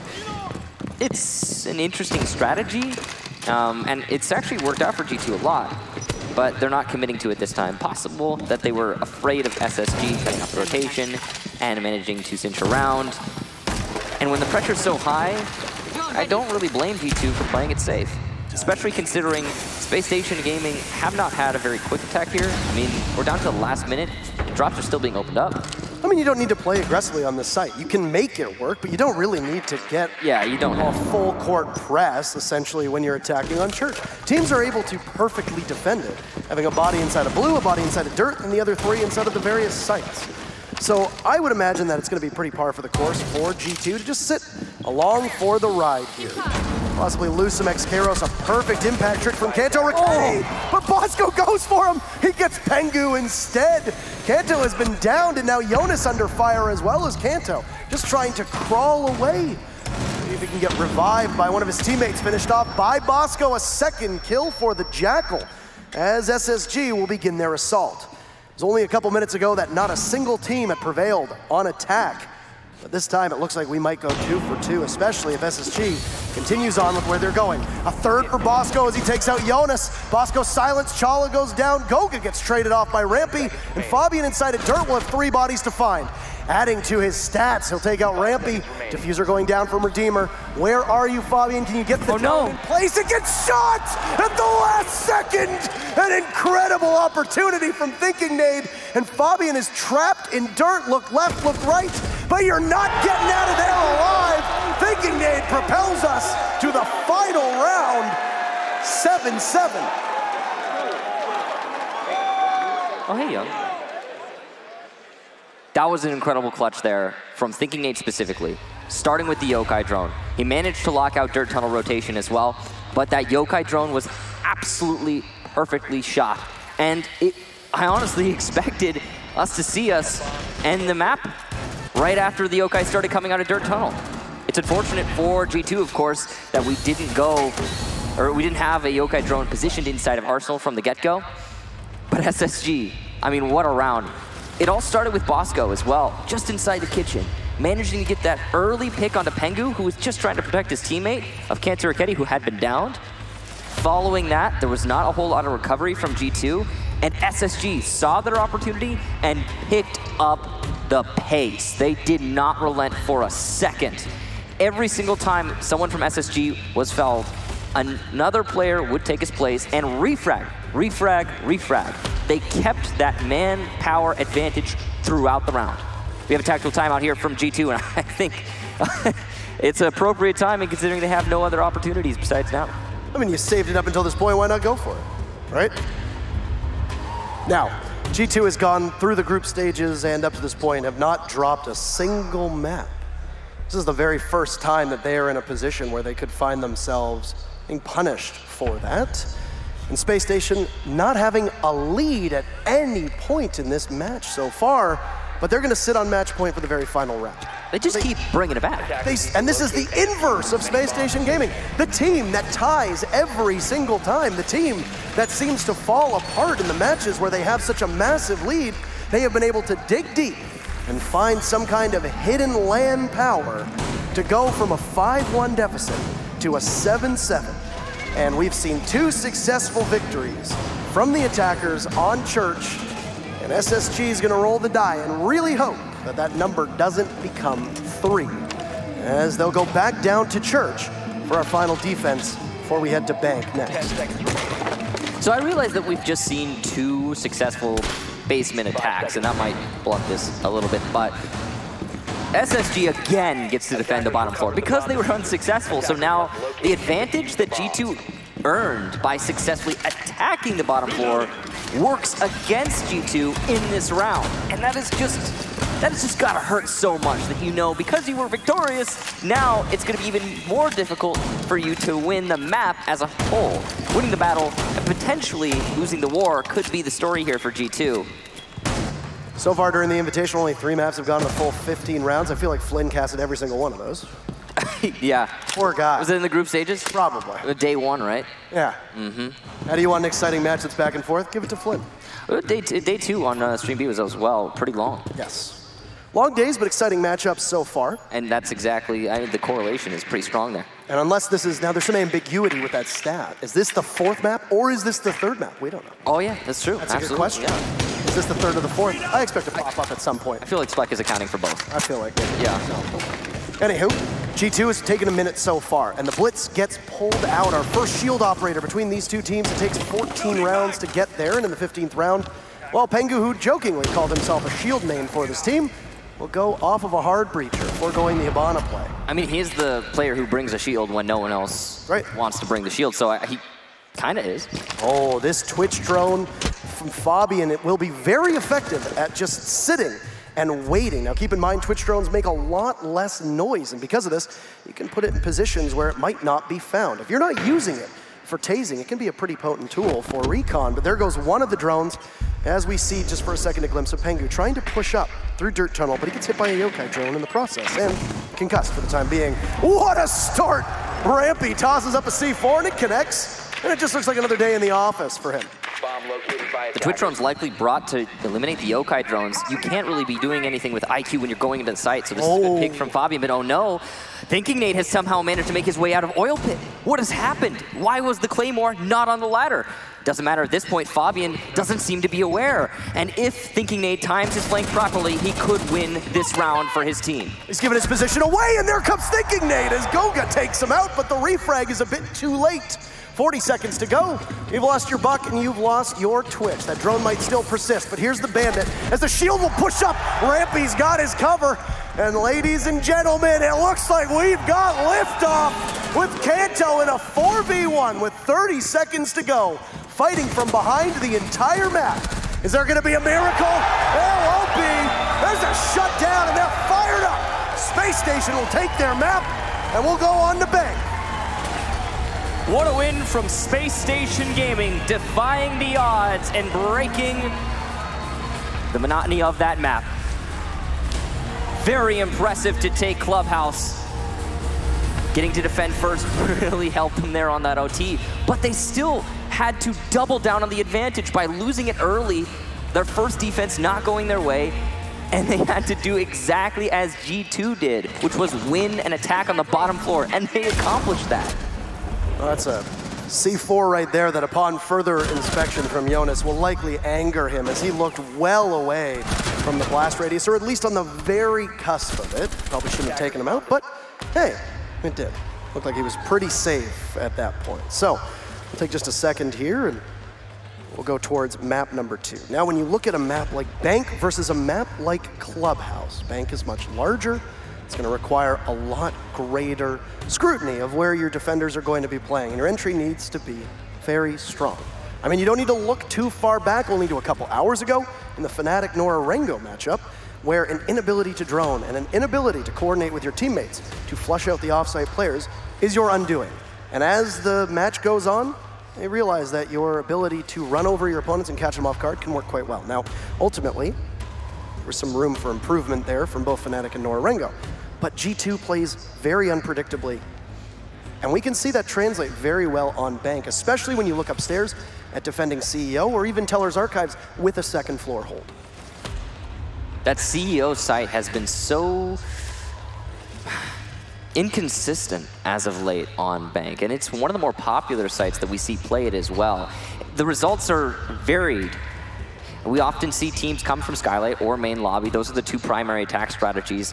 And there's no consistency to the result at all. I mean, we'll see in the same match a team come from main lobby attacking CEO 3 times in a row. Oh, win it the first time, lose it the second time, and win it the third time. And even after massive adjustments from the defensive team on CEO, it might not matter because there's only so many things you can really change on holding the top floor to account for how your enemy is attacking. Why? It's really a shallow site, and it's probably the most shallow site on all of Bank. Why is that? Well, because, yeah, the main lobby doesn't have, I mean, there's nothing there on the top floor. It's just openness. It's, all things considered, you don't have a lot of ground to work with as a defensive player or defensive team on that site. It's similar in a way to Basement, but at the same time, Basement acts often more as a bunker, and all you have to do is just hunker down and wait often on that bottom floor. You're a lot less exposed, so it can be easier to just run a full anchor strat, bring out the utility, try to play smart. So we're just getting ready to set things up here, and this prolonged break always allows a coach to be able to talk to the teammates. Now, for those that are curious and might not be the most aware of how the rules work in regards to coaching policies, your coach can stand behind you and watch all of your monitors just fine. He cannot communicate, or they cannot communicate to you, unless it is in between maps or it is during a technical or tactical timeout. So Lycan or Shaz can stand there behind the team, cannot communicate with the team until there is a break. Now, because we are between maps, both Shaz and Lycan, as you can see, we're getting in on the festivities, talking to their teammates. They have a headset as well, which they can communicate with. They are still dialed in. They are on the same server as all of the players, so there's a major advantage as we wait to see when we load up onto Bank here. Which is a predominantly, or is historically, a very good map for G2. Now, There's not really any bad maps for G2, all things considered. They have one of the most robust map pools in all of Rainbow Six. They have had an immense amount of success on almost every single map at every site they play. That goes to the testament of their players and well as their coaching staff and their preparedness. But I think it's a bit of a surprise to a lot of people. We saw Space Station roll through Clubhouse. The only real damning thing to keep in mind is that that was an 8-7 victory on what is supposed to be your choice there. The fact that it was that close, see shades of the Fnatic Norarengo match. And I hate to bring it up again, but Norarengo barely eked out a victory on Fnatic's map and then just ran through Fnatic on their own pick. You could see G2 struggle on Clubhouse, fall just short of a similar circumstance on Bank. I think to an extent that also depends on G2 getting psyched out, and I honestly just don't expect it. I think about being a G2 player and listening to Shaz in the break talking to me about all the mistakes I made in the previous match, and I mean, he's, you know, honestly listening to Shaz talk is very relaxing. I'm sure they're extremely focused right now. It's just because of his accent. You know, it might be the accent. So soothing. I don't know what it is, but yeah, Shaz is excessively soothing. It's weird. We're going on to Bank now, and it's going to be map number 2 for this best of 3 series. SSG managing to just barely beat out G2 on map number 1, as you stated earlier, 8-7. Very impressive scoreline for the Americans. They're looking to do it again. It's the first map that's been dropped by G2 at this event. It comes at the hands of a team that has struggled in North American Pro League, and a lot of people didn't even predict would make it out of their group. Keep in mind, they were in that fabled group of death, though I think that term was used on 3 of the 4 groups, so I don't know how much weight it carries. Yeah. In a group with Immortals, Rogue, and Team Empire. A lot of people didn't have Space Station making it out, but boy did they, and they have done what no other team has been able to do up until this point, which is, I guess, mar the record of G2. We'll go into the ban phase, and Space Station will be starting on defense. First, this gives them the 1st and 4th bans. They're gonna ban Monty and Valk, same as before, whereas it's gonna be Jackal and Maestro from G2. The only difference in this particular ban phase is that it's a Jackal in place of a Yin. He has 2. It's 2 what? He has a Troy and a Young. I think that's a to-scale picture of Troy Canadian's head, by the way. He's somewhere in this venue right now, and he hates you. He hates me no matter where he is. That's fine. So, map number 2, and we're starting to load in here. Bottom floor from SSG to start. Not surprising in the least. This plays out somewhat like Clubhouse, the map we just witnessed. Not identical, of course, but it's similar. You're gonna get the basement, usually, for most teams. First things first. Then, you got 2 other sites that are viable, or at least widely played. CEO and Tellers. Open area is technically also viable, but just not often played. Now, the utility lineup on SSG is also of interest. They have not brought an Echo. They've instead decided to bring a Mira, Mute with a C4, Pulse with a C4, and gas canisters from this one. So they've got plenty of counterplant utility, and while an Echo is very useful here, I'm sure Space Station are expecting G2 to bring something to counter it directly. G2 actually tried to, it looked like they tried to do that in the last round of the previous map by bringing a Twitch to shoot the Echo drones before pushing into the site, which is actually a pretty smart play, all things considered. It didn't work out for G2, but it's a smart play. So Space Station might have caught wind of that and decided, hey, you know what, we don't need Echo, we don't need Yokais, we can make it work with something else. And hence the operator lineup we have ourselves sitting on right now. He's got a game of cat and mouse very early on, 30 seconds in, and thinking they'd creeping on up. He's gonna have 2 sights trained on him as both the Zofia and the Ashe are just sitting and waiting to try and catch the Mute. What's Rampy not using an ACOG upstairs on that CEO side of things? He's over by Banana. Possibly taking an engagement on the Bank windows. This is very dangerous, what he's doing. He won't fall back. Almost stupid, I would say. That is not a smart play, but there you go. So goes Rampy, and so goes Chala as well.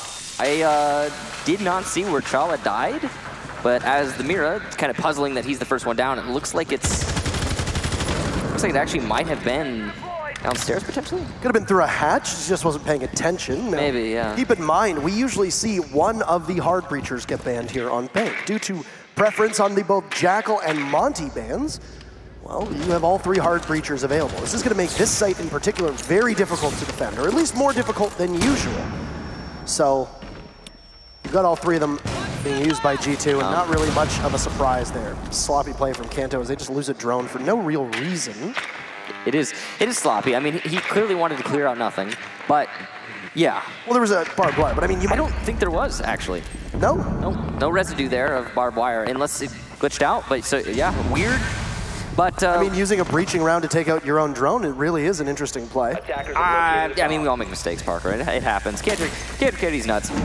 But yeah, exothermic charge on the server wall. A mute jammer to stop it. It's going to be just a few more seconds delayed here. You'll also get that eventually. And look at this. There you go. The only person that is even remotely close to the A bomb site is Redeemer inside of gold. The rest of the site is completely vacant. Thinking Nate is playing in the hallway, Rampy's in garage, and Bosco is all the way in B. But Goga will have to fall off the plant as Bosco will toss a toxic canister, and Redeemer will just sit and wait so patiently. Bosco can thread the needle yet again and get the toxic canister down. Fabian is upstairs along with Penguin. So 3 members of G2 just waiting. There's Goga, he sprints right in, takes out Thinking Nate. This could get very hairy very quickly. Bosco eliminates 1 as a body falls, and you're gonna get Redeemer to try and grab another. C4 tosses out, but the ejected Miro was the other way. 2 down bodies. Bosco collecting tickets. He gets Goga and Kanto Raketti as Jonas goes as well. Plant down, but Pengu's upstairs, and there's 3 members of Space Station that can begin to swarm him. The diffuser is not in a position where Pengu can cover it through the hatch, so he's gonna have to move at some point. No counter defuse timer yet, as the location of Pengu might not be available to Space Station. 1 body's gonna come in, Pengu gets 1, not expecting the second, dropped, and the first round will go to Space Station as it's an easy defuse. Rampy a triumphant clutch, and they'll give him the disable as well. A celebratory dance from Bosco, why not? In Space Station, they grabbed the very first lead of this entire series. Space Station carrying all momentum at present. A very impressive retake there. You could see they were playing as safe as possible on the site. Maybe aware that there was potentially a Ying in play. Not the case here for G2, but the rush from G2 was countered by that passiveness from SSG. It was very well played, and well, you gotta hand it to them. They just outfragged G2 in the retake. There were some crucial moments there that actually could have made that round a lot easier for SSG. For example, the Thermite was planting in the open next to a breach in the wall, but it doesn't matter because look at that double from Bosco. That's all that's required. The round went back in SSG's favor, just off frags and frags alone. Excellent retake. We're gonna go to Teller's office archives for the second site. I wholeheartedly agree with this thought process. Teller's is statistically a superior site, but just less played than CEO. The meta is also slightly less developed, even though, yeah, it's Bank, it's been around since the beginning. People play it less these days. CEO is the preference site. SSG is going to, at the very least, force G2 to change their strategy slightly. Something in North American Pro League that a lot of teams have noticed about Space Station prior to picking up Bosco on the roster, even back when they weren't even playing for Space Station, playing for another organization, was the ability for this core team of the Space Station roster to get back to site safely after killing a lot of time. Thinking Nade and Rampy were both in positions at the start of that round where an early engagement could have resulted in their deaths, almost certainly would have for Thinking Nade, and Rampy very aggressively playing upstairs as the Jaeger by the top of the lobby stairs. That could have ended up blowing up in their face, but both of them were able to get back to site, and they were both huge parts of why that round went in favor of SSG.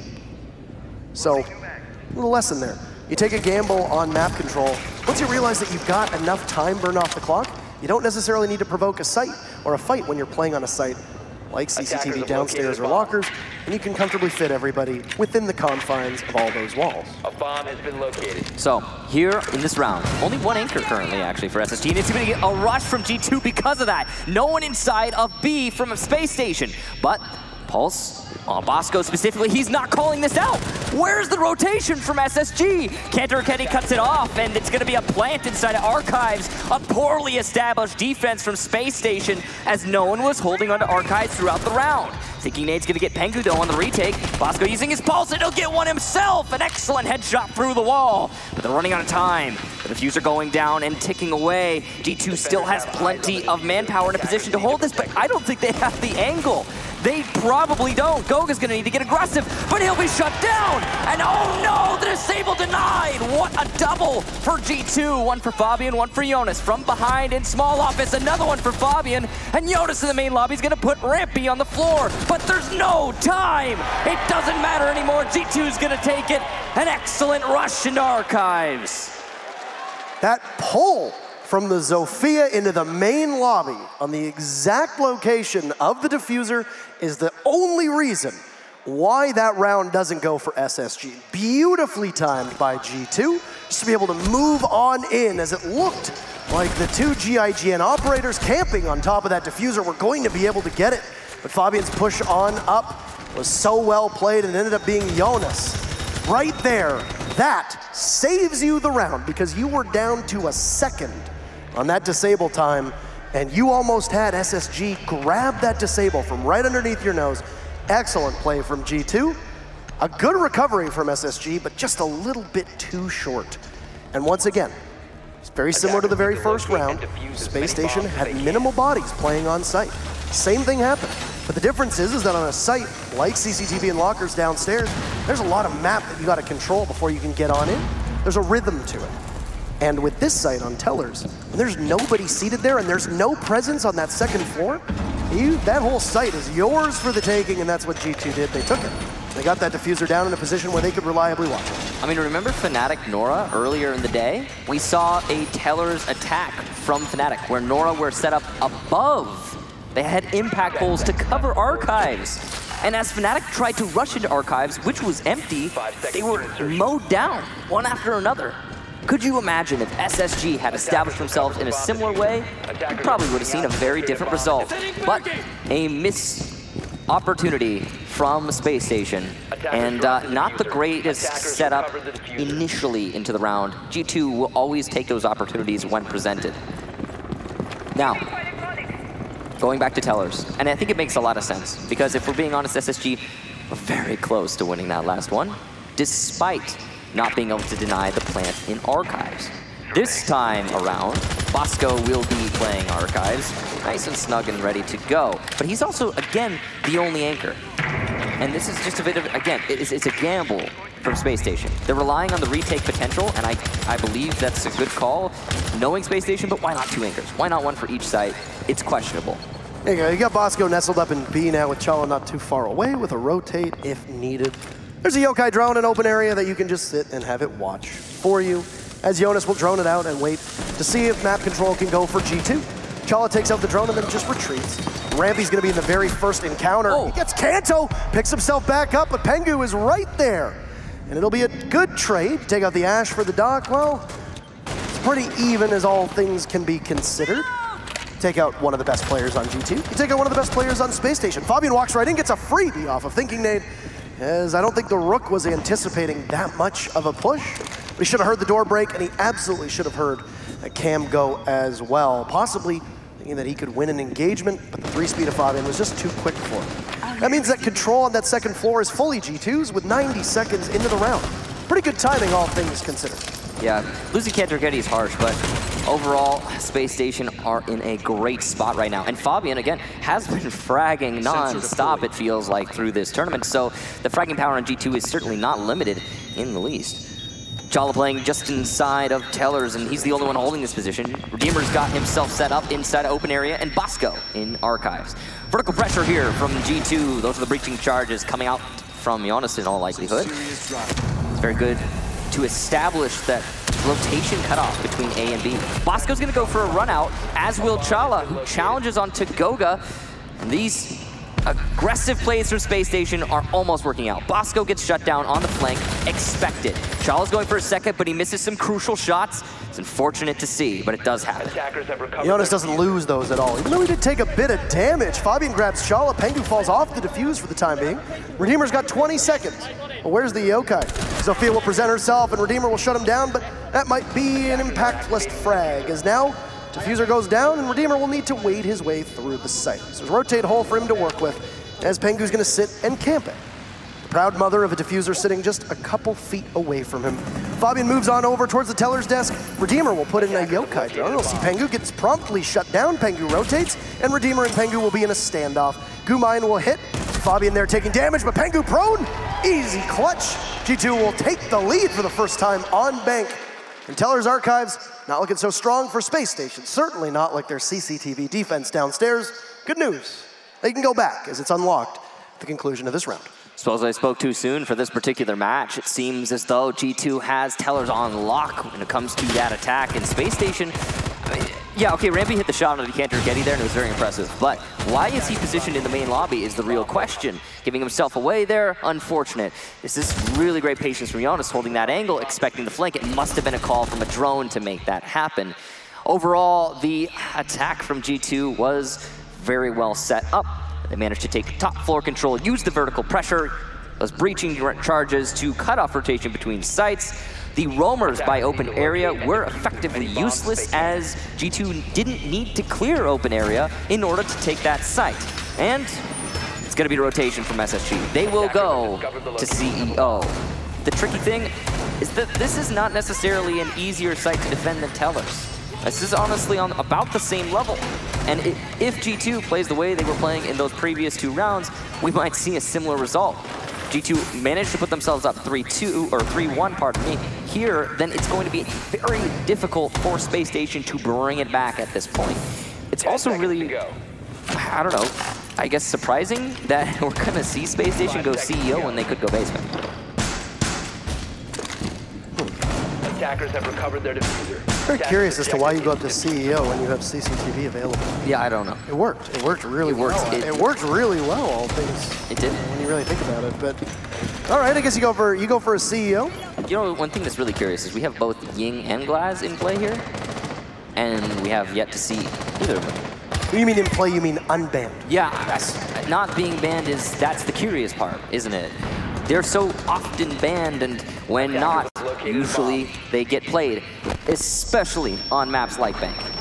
Yeah. I believe Glaz would be extremely useful on pretty much all of these sites. A lot of teams ban Glaz here, especially against opponents that run Glaz an awful lot. I feel like there were days when Jonas used to run the Glaz quite a bit, but he's been on Zofia duty for most part of the day. Obviously favoring the utility that she brings and the overall kit that she has as well. 1 minute in play, and G2 has been able to smash a couple windows open, but outside of drone work, really hasn't been that much that's happened between these teams. Fabian will enter as Jonas drones in through the garage. Fabian realizing he has a pretty clear path on up. One thing that G2's been really good on for those 2 rounds on Teller's Archives was finding the holes that were presented from Space Station's defense, and then just piercing. Realizing that you can walk right in, very similar to the way that Team Liquid does it. You figure out that there's a path on in, the path of least resistance, and you take it, get the plant down, and you have the control that you want. G2 know that they need to play this smart, but they're going to be coming in from the main lobby, and Thinking Nate is there to receive them. He says there's no rooms available, but he'll run back as G2 sets up a fit. It's like when you go to the bank and they say, sorry, we're closed for lunch. And the guns come out, and we have an entry straight on into Tellers. That was a pretty successful entry, all things considered. They really should end by they. G2, he just goes for it, and he gets it easy. No! How do you do that? Happening, and it's getting even worse as Chala takes down Kantaraketi. Fabian will get the first kill for his team, but it's a lockout for SSG. That CEO take was over before it even started. The first kill happens and all the dominoes fell. What a play and what a chance from Thinking Nate to vault out the window of the site. This roars through Pengu, and I feel like before Hibana's body even hit the ground, everybody else was dead too. Yeah, it did feel that way, yeah. I really want to know why Jonas shot his teammate. I have to see that. Oh, there it is. That looks like Yoga, was kind of, or Yoga. He looks like he does it. Well, okay, it wasn't Jonas' fault. It's what we just confirmed. It looked like he just hit him in the shoulder ever so slightly. Yeah, and it was a really poor communication, sure, but you can't blame Jonas for that one. reacting to an opponent and someone steps in front of him. Top fragging on his team again through 4 rounds, 7 kills for Fabian. He is willing his team to stay in this one no matter what. When he said he was the best player in the world, I think he thought that people didn't take him seriously, and he's trying to prove it now. At least that's the way this is coming off. I think that really speaks more, though, to the rest of his team.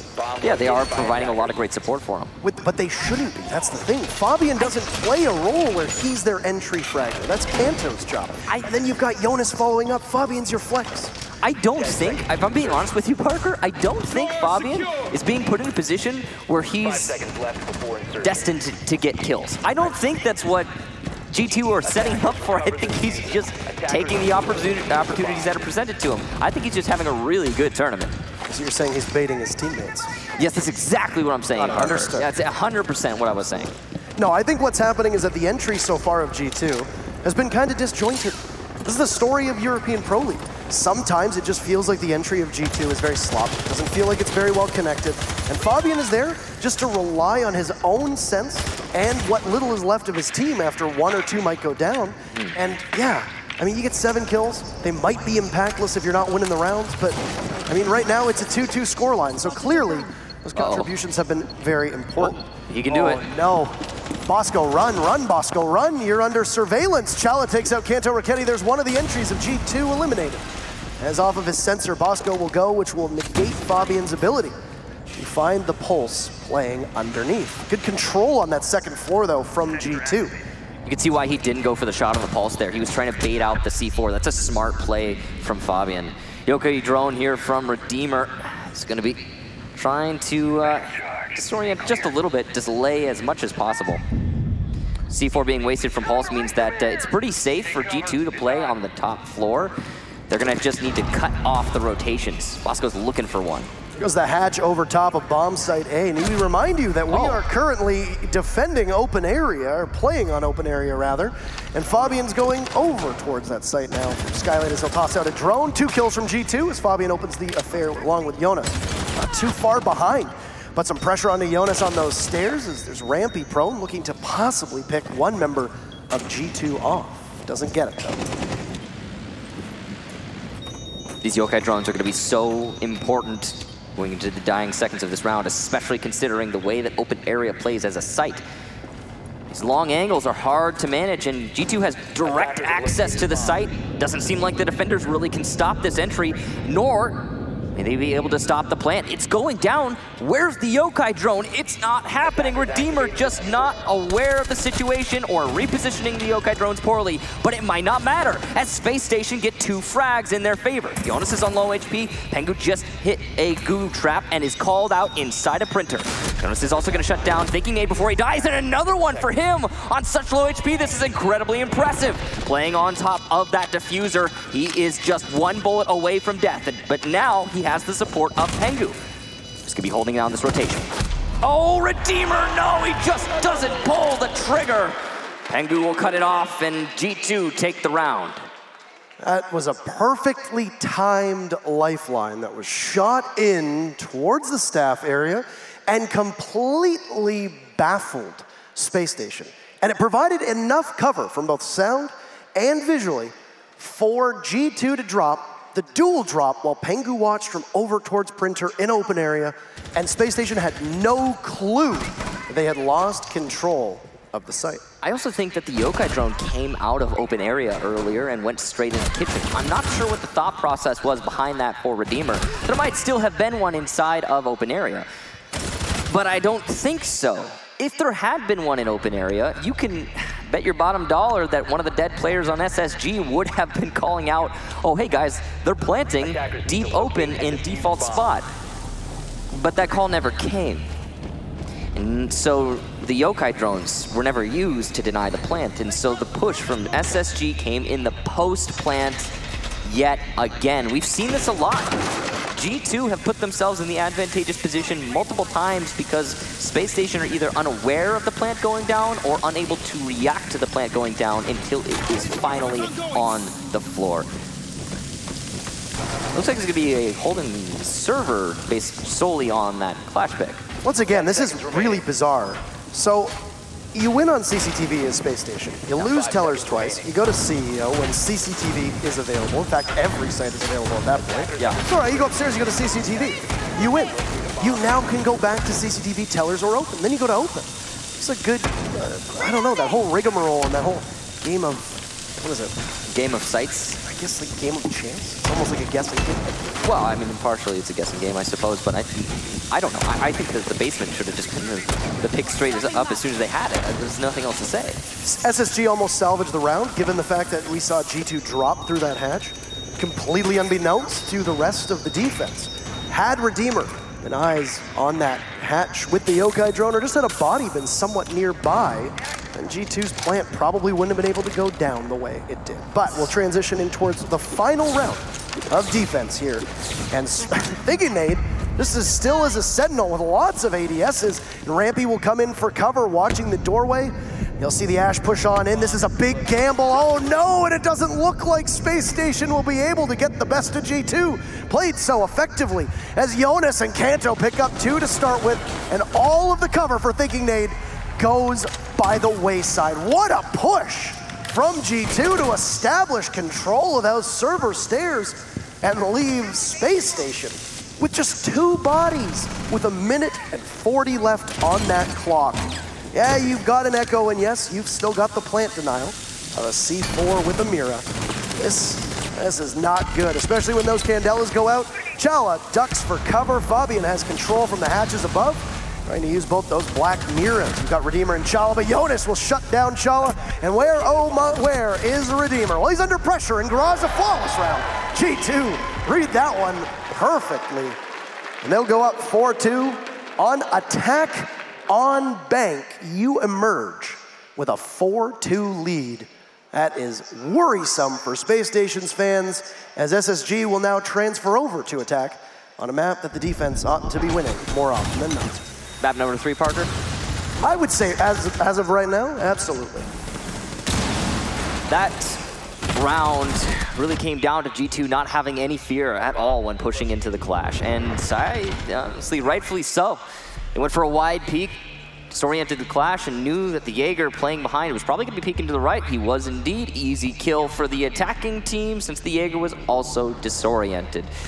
Following that, it was a pretty easy clear down into the server, again, using those lifelines on the clash over and over again until she was no more. It's going to be a basement defense here from G2. Nothing changes. There is a vigil being brought and an alibi, though, so you can expect to see a pretty heavy roam from G2 in this round, at least.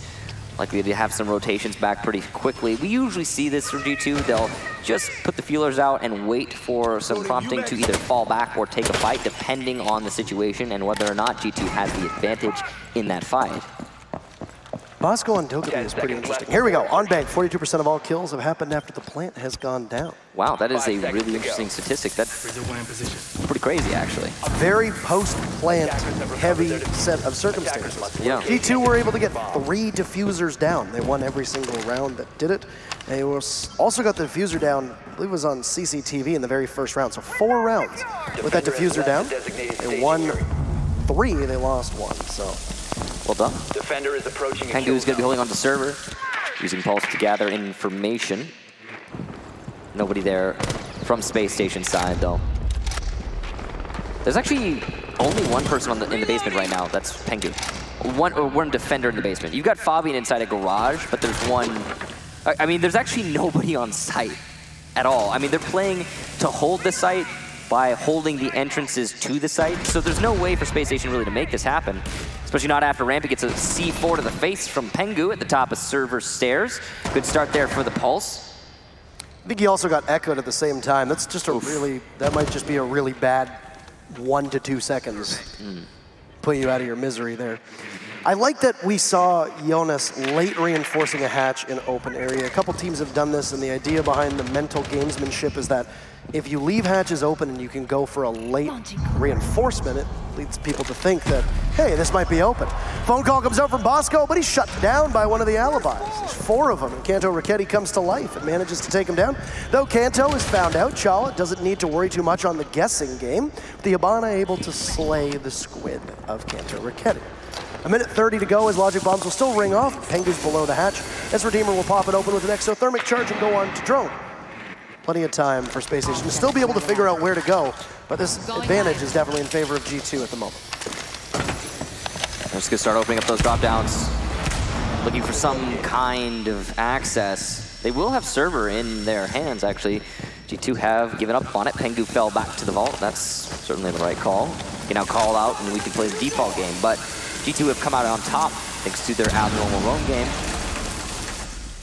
And because of that, SSG are going to be up against the wall when they go for the actual push into A. It's a plant though, and no yokai drones to be seen, no C4s. There it is, the C4 from Goga, but perfect dodge from Redeemer will allow for the planter to stay alive, and it's another attempt. But Goga goes for a rush, and thinking nade gets shut down. Redeemer refrags, and Chala as well eliminates one of the roamers. Another for Chala from above, using that drop down to great effect, and it's just Fabian. He has the yokai drone still, yes, but it's in a 1 versus 2. He knows he needs to get control above, and he's gonna see the head and land the shot. Now there's no way for the attacker to plant, and he has to go for a direct challenge. He's gonna instead force his way into B. He could still get this plant down, but the yokai drone is probably gonna have something else to say about that, as it's coming up on him right now. Only 3 seconds left, and it might be bad timing for Fabian, but it also might be the clutch, as now Redeemer is stuck in the plant, and he's gonna get eliminated. What a clutch from Fabian.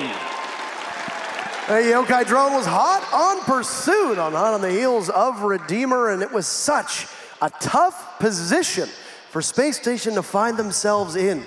And man, a coordination from G2. First and foremost, the yokai drone from Fabian, as Fabian is nestled very safely in the garage, playing by the armored carrier. What does he do? He sends the yokai drone in right as the plan is going down. There's a C4 that gets tossed, and Goga gets this information immediately from one of the yokai drones playing not too far off. That call from Goga ends up being a wise one. And despite hatch control from Chala, Fabian's position was never given away. Maybe it was a lack of drones, maybe it was just a lack of coordination. But ultimately, Fabian, as that lumbering 3 armor, managed to somehow sneak his way across one of the largest maps in this entire game and pull off a miraculous clutch. So I want to talk about the defensive setup there from G2, because there were a lot of different interesting things that they did in that last round. They had Kanto Ricchetti holding down the main lobby drop down, the elevator drop down using Alibi, which is a great operator, I think, to solo hold a location like that. That's one of the points of access to the bottom floor. There was Goga on the main stairs. That's another one of the points of access. Pengu using Pulse to not only hold the server stairs, but also the dirt tunnel. He can call out both of them as a Pulse. And then we also saw inside of Garage, Fabian on the Echo, and he's probably the perfect operator to hold that. So the setup from G2 in that round had 0 people on the site for the first 2 minutes of the round, but they had every point of access covered. And as soon as anybody fell off one of those points of access, as soon as Kanto Ricchetti died in the main lobby, everybody else from G2 just fell back. They made the right call. They played it smart. We don't have full control of all of the access points, so we're going to hold downstairs. But that was just a really interesting defense from G2, and it's in the past. It did work for them. Now Space Station will have to attack in the present on CEO. The one good thing for Space Station is that what G2 appears to be doing with their setup, especially by having Kanto play the reinforced walls at the top of spiral stairs as the Echo, has been seen in Pro League a number of times. It's been seen in events a number of times. You know that Kanto's going to aggressively peek that. He's going to set up his yokai drones, as we see right now, as essential scouting tools. They might aid him, they might aid his teammates. You don't really know exactly how they're going to make calls around it, as we are not privy to the information that they pass along to one another. That'd be cool. But what we do know, I mean, it would be great, but what we do know is that Kanto uses that ACOG to full effect. That long range that is provided through all of lobby and up towards the windows. SSG knows this and can prepare for it. And in fact, most of SSG appear to be heading on over to the windows, up on rappel towards the site, foregoing any potential conflict with Kanto inside of the main lobby. Bosco waiting for his opportunity, likely also waiting for a drone, but oh no, Jonas is ready for this. He's gonna adjust ever so slightly. Shotgun out, he must have heard that nade, and oh, he's not gonna dodge, but the cooking is just too long. And that cake will not taste very good. Bosco still on repel, still trying to apply pressure, still trying to deny the impact tricking. This is going to work out well. Redeemer gets the exothermic charge off, and that's a good amount of control inside of CEO. And he's trying to go through some shots through that reinforced, well, not reinforced shelf, and the bullets will go through, but they will not land. I'm waiting to see if somebody from G2 is going to get the call to pressure lobby and maybe go for one of these bodies from Space Station, who will be vulnerable on repel. Frustrating for Bosco as he's going to waste about 5 seconds. Fabian starts things off inside of trading, and there will be no trade as it's a sole kill onto Rampy. Redeemer very, very close. Joint effort as the call is made to Bosco on repel to just dispatch Jonas. Looks like some more damage there from Kanto Raketti. It's going to eat out both Redeemer and Chung. I don't know what's going on there, but Thinking Nade will finally finish off Fabian. These mute jammers being essentially the end of this hard destruction. Pengu takes out Redeemer, dives through the window and off the top ropes, picks up a double kill as he'll head for the hills. But it will set Space Station up with 2 bodies, able to pressure the site with Kanto and Goga still there. Pengu is very low on HP, but the timer will be the undoing. It's gonna have to be a double repel on in, almost certainly to their doom as their positions will be translated very well. And Kanto and Goga respond perfectly. G2 will go to match point on a much better map for this team.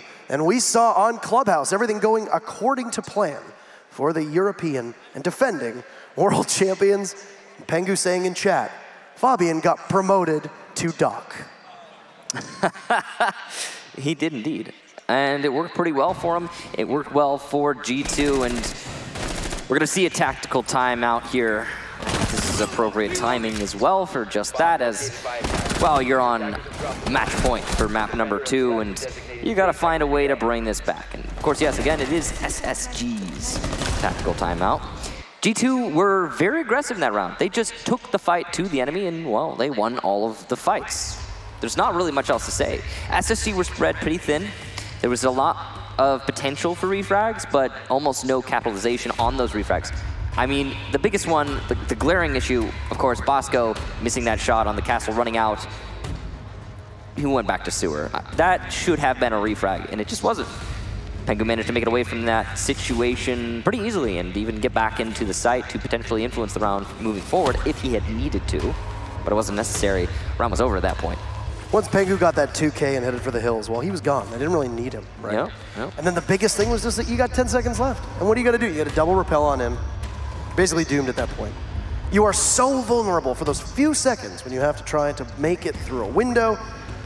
And well, it didn't really last very long for Space Station.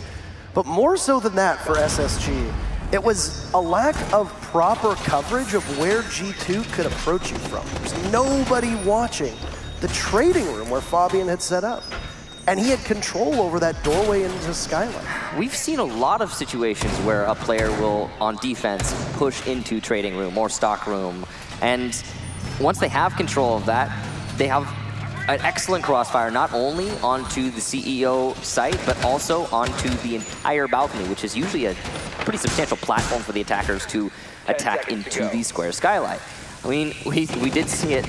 I referenced the game a lot, but we saw it in the Fnatic Nora match as well. So it's not too crazy to see somebody, especially a defender with an ACOG, push into that trading room and get so much control from it. It's on the attacking team to lock off that flank. And that's, well, certainly a mistake that needs to be corrected moving forward. Both of these teams are very formidable on Villa. We have seen more of a winning record towards G2's side than we have necessarily seen on SSG's side. Both teams have had their share of struggles. It was Secret who absolutely pulverized G2 and ran roughshod over them on Villa, just as EG was able to best Space Station on Villa. Both of these occurring within the last month and a half. So both of these teams have shown some weakness on this map, but ultimately, it's not bad for either of them. This is also not a bad map for Space Station, but so far, G2 have looked unbeatable on a lot of these takes. Yeah, G2 are really fired up after that last map loss. And but what you would imagine to be a negative effect on you is actually turning out to be quite positive for G2, as they are now focused and alert and just winning all of the fights that they take. Will that be changed though? Thinking Nade trying to challenge onto Eunice, and oof. It's very narrow shots being missed by both players on this pixel angle. Eunice is actually going to be the one to take the first little bit of damage. Exothermic charge goes off meanwhile on the CEO wall, and that's a good job to SSG managing to get that control. Some drone work that could have really enabled Thinking Nade to jump on that kill onto Goga, but lets him get away. Redeemer had sustained a little bit of damage earlier on. He isn't really in much conflict for the time being. This might be the second set of logic bombs, unless somebody on G2 just hasn't bothered to squelch their phone here. SSG has control of the windows, but they are struggling so hard, and they will get almost nowhere as Jonas gets Thinking Nade, and it's a double up for G2. Diffuser falls, but Rampy refrags onto Pengu. Goga is there, and G2 have read into this so well. Let's get really aggressive. How tempting it might be for both Bosco and Rampy, who are in sight, but neither of them have the diffuser, so they'll have to go up top. This is going to be almost certainly a suicide mission, unless they could just rely on raw fragging potential. Now, the information for G2 is that they know that they have the diffuser. There's still yokai drones in play as well, and G2 is just waiting to circle on in and put us away towards our tiebreaker map. But Rampy looks almost surprised. Jonas is down as well. It's now a 2v2 as Bosco will finish him off. Rampy takes out Kanto Raketti, and there's still some life in Space Station. But they have 15 seconds to challenge Goga for that diffuser. We'll have the Vector out, holding the double doors, waiting to see if someone's gonna push it. You're running out of time, Space Station. If you want to go, you got to hurry. Goga takes out Rampy. Bosco's going to have to go in. What a shot from Bosco through the wall. And Space Station will hang on for the time being. Still sitting on match point for G2, and by the skin of their teeth, with just a couple seconds on the clock, Space Station managed to persevere. It does not get nuttier than that. Shot through the wall. That call must have been so precise. Just by Couch, through the wall, easy kill. Bosco landed it, and because of that, SSG win around. There is no world they should have any right winning it in. I cannot believe that they managed to pull that off. Exceptionally impressive from Bosco and Rampy to clutch it out. Now, it's gonna be a bottom floor defense from G2. And I gotta be honest with you, Parker. The way that Bank has been playing out, despite that clutch from SSG, it seems like G2 are still in full control. I mean, they're on match point right now. They just need that one extra to push it over the edge. The bottom floor defense from G2 last time was so very dominant, you gotta expect it to be so again. It was dominant until it fell apart, and then Fabian clutched though. I mean, can you count on a 1v2 clutch the same way that we saw from Fabian again? I don't know if you can. I think you could attribute that more to, again, more miracles from SSG. The way that G2 set up their defense was very, very smart, and it worked well for them. They delayed for a lot. They managed to get some frags out of it. They gave away too many frags, true, but it was, I think, SSG more on the clutch path and Fabian managing to win it in the end. It was certainly G2's round to lose that SSG managed to start to try and bring in their favor. But no, I think you can reliably say that this should be a G2 round. And here's another thing. There's no alibi, which means it's very likely we're not going to see the same setup from G2. Possibly that will give us a different result overall. That might actually be in Space Station's favor as well. Keep in mind. All things considered, Kanto off of the alibi makes a lot of sense if they're trying to find some way to enable greater contribution to this team, because Kanto is lagging behind the rest of the team right now in terms of what he does, which for somebody needs to get kills. He's going to start off pretty well. Takes out Thinking Nade, and his goo mine above will also alert him to one member of Space Station up top of Skylight Stairwell. That's Rampy. The R4C could potentially be the undoing of these members as, oh man, Kanto gets away. Very low on HP, but Rampy can't capitalize. Both Pengu and Jonas are downstairs to give any kind of support that is needed. There's a potential for a C4 as Jonas on the rope takes out Chala. And hey, here we go, G2 trying to put this one away in a hurry. Rampy pushing his way into Archives. There's plenty of defense here, and it's Cantor Raketti to get his second for this round. Space Station Gaming really up in a bad spot. Goga's gonna shut down Redeemer. It's just Bosco. The last hope for a 2-0 series in Space Station's favor. Cantor Raketti's gonna take even more damage, but it's probably not gonna matter. Pengu, the only other player on the defense to have any damage on his way. Legion Trap will detonate. Oh, but it's a bad push from Eunice, giving an opportunity to Bosco to potentially clutch this out. He's got a good gun and set for this push, and he's gonna actually come up behind Cantor Raketti. A second for Bosco, and he's going for it. At this point, G2 has to get wise to the situation and play it safe. There's no way they push into Bosco in this situation. Diffuser is also down upstairs, and it was noted that Bosco got an ace in the group stages. It's the first time and only time that he's gotten one on land. He's gonna have to get another. And he's also gonna have to grab that diffuser if he just doesn't want to frag out. He still has 2 smoke grenades available, but his utility is all gone, given that the logic bomb is sitting at 0. So unless he has a drone available to him, he's gonna be flying blind for this entire 30 seconds. Goes on a drone, realizes there's no point bothering to bring it on up, and server stairs is where he'll start. Heading on down, he has a drone in his back pocket, but he's got 2 reinforced walls and a small doorway to go through. Doesn't know at all if there's somebody playing in server, doesn't have time to go on drones. 15 seconds, and he's going to be felled by the clock. A couple bodies in a mirror window will stand in his way. Bosco coming on in. There's a push. He'll grab one, but pushed off by Pengu, and there you have it. Bosco so close. Oh, he's teasing the audience, but G2, what a masterful performance after a disappointing Clubhouse. They come 1 round away from taking this series 2-0, but because of that, because of Space Station, we'll go to map number 3 on Villa between these 2 teams. G2 having one core principle to that map, or so it seemed: aggression, aggression, aggression. Take the fights, and that's all they seem to really care about. This is an utterly commanding and dominating performance on Bank. And like I said about Villa, we've seen both of these teams play Villa before. And as I'm sure our desk in just a couple moments will be able to help us out here, Villa is probably going to be a matchup that is a lot more even than we anticipate. But we don't need to speculate, Michael, because the desk is ready, and we'll gracefully hand it off to Milos and our dedicated analysts to go through what we've seen so far between these 2 teams. Thank you very much, Parker. One might call you a ballerina with how graceful you are. But, ladies and gentlemen, we're back at the desk. What an explosive series so far, gentlemen. I have to say, every single game is kind of living up to the dream. And let's talk about map number 1, Clubhouse between these 2.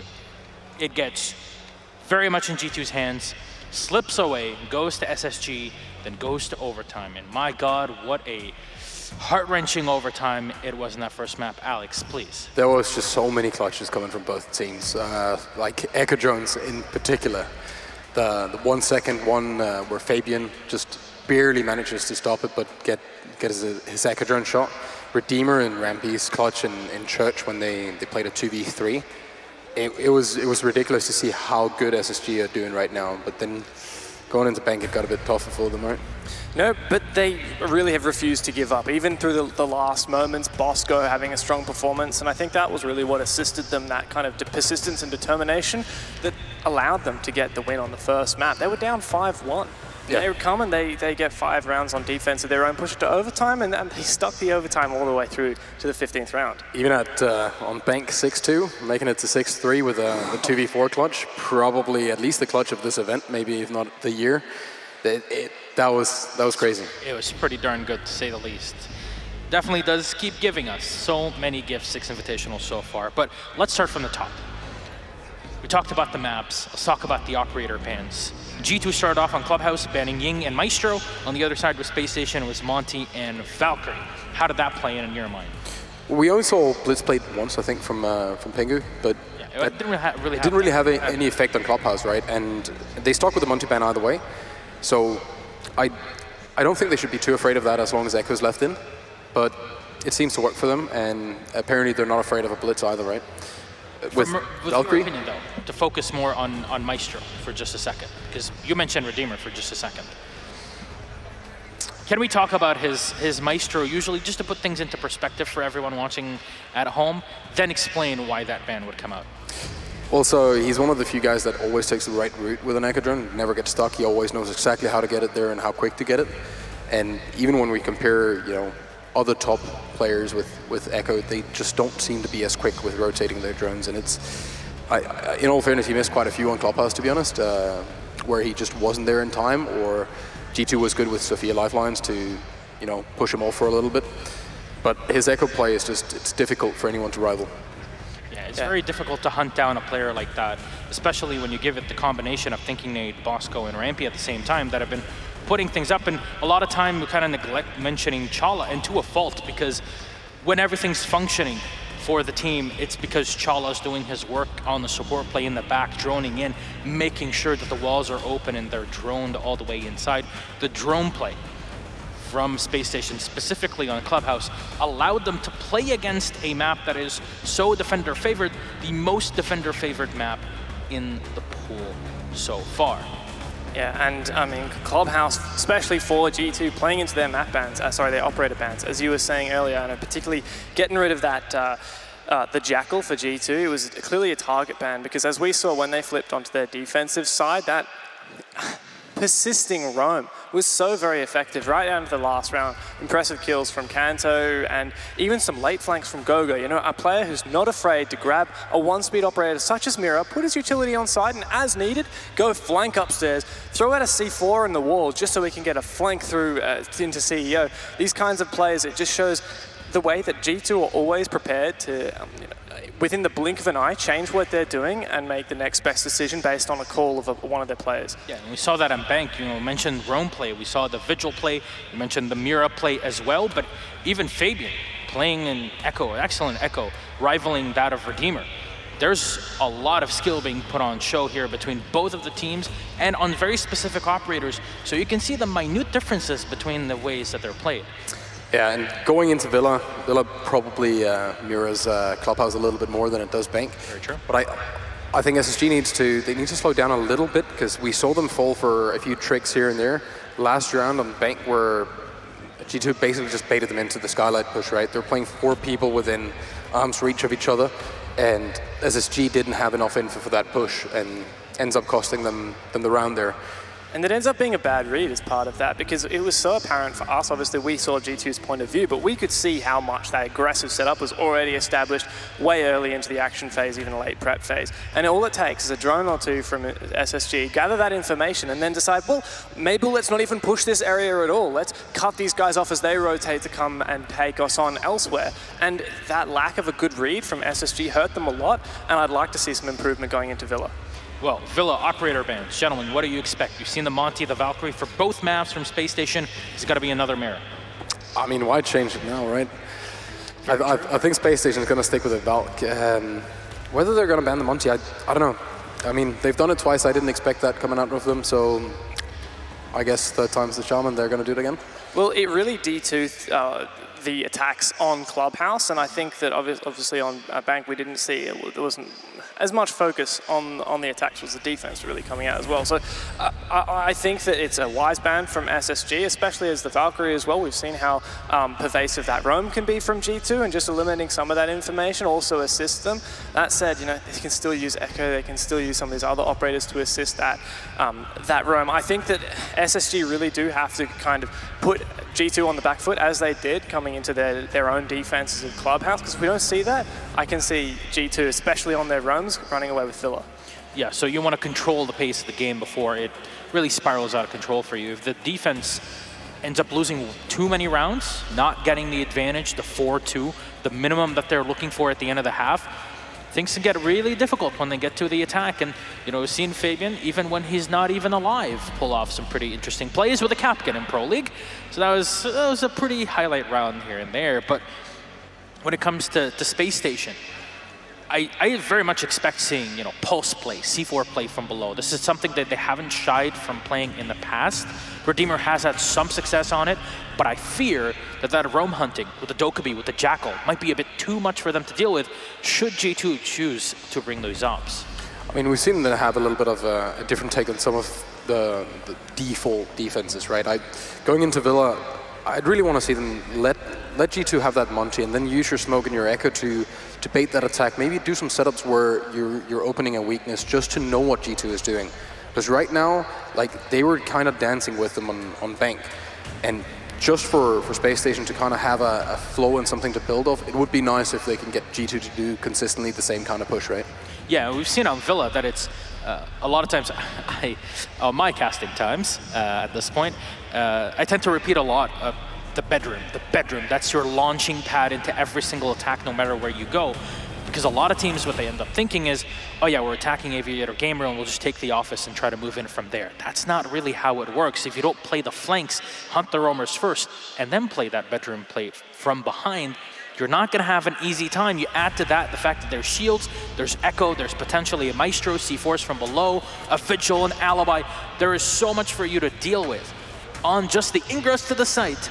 There might be way too much at that point for you to deal with. Without a doubt.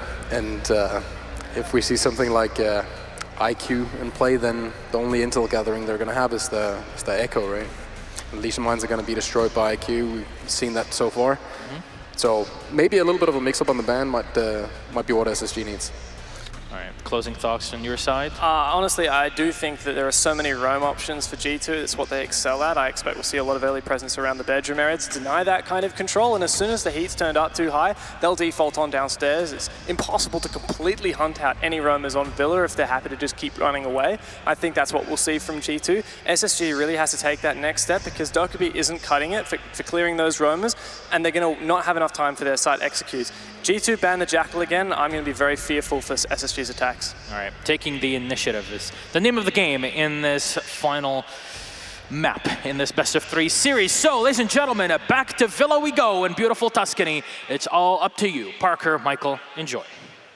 Thank you so much, Ghassan, and thank you for the wonderful intro. Now we look towards Villa as our final map between these two teams, and I think the fact that we're at a third map right now really speaks to the testament of how good SSG has come along and how much of a fight they're bringing to G2, because G2 tends to be that standard in which we compare a lot of teams to. Yeah, you go into this match and it's exactly that, Parker. People are expecting G2 to take the win. I mean, that's the expectation. But we've gone all the way to map number 3, and it'll be Space Station's last chance to upset those expectations as we load into Villa. G2 start on defense, Space Station on attack. So, a slight edge here to G2, but Space Station had that same edge in the previous map, Bank. They started on defense and they couldn't make anything happen with it, so it may not really matter in the end. This is just gonna come down to which team is more proficient on this map. I wholeheartedly believe that. I want this to go all the way to OT. I want this to be as close as it possibly can be. I'm fearful though that it might just be a one-sided affair. Yeah, I mean, there's no team that I cheer for. You know what I cheer for? I cheer for a good match, Michael. Yep, that's my philosophy. So Dev Marta can sigh a little bit of a relief here, as it's not a Jackal ban, as he was a little worried about. It's a Ying ban instead. Obviously, G2 not really wanting to deal too much with a Ying. With Ying off the board, it also means that a Jaeger is not always necessary for defending here, and we'll see if G2 decides to forego the operator. They might still have to worry about grenades, though. It's going to be a Mira and Maestro ban to round things out. With Maestro getting banned by G2, not a surprise. You play Space Station, you're almost always going to ban Maestro. You're going to ban Maestro a lot of the time just based on stats anyway, but it seems to be a must ban.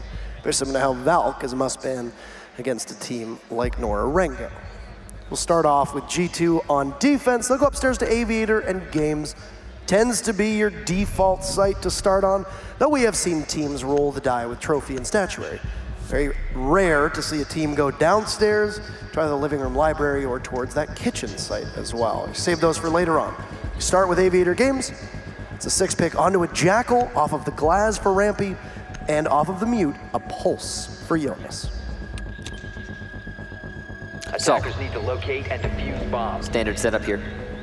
Again, G2 making full use of Vigil. They seem to really like this operator.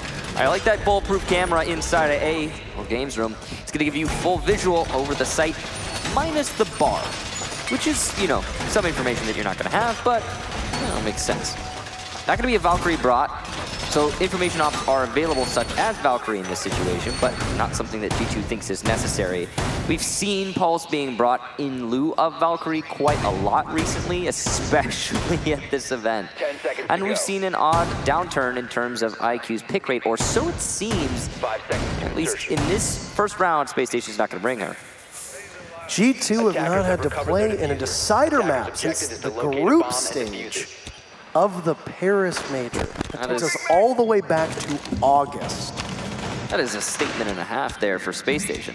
That's quite a while. No, they had a perfect streak through group stages at this event, going all the way into this match. I mean, they were looking very, very strong. G2, of course, not Space Station. Yes, we're talking about G2 right now. Now, worth noting a bit of stats just on these two teams. G2's body of work on Villa, not actually as large as you'd expect. Yeah, there is that very memorable matchup in which Secret was able to take down G2. It was a real barn burner of a game where Leon Gids decided to just go Hulk mode and smash everything that ran across his path.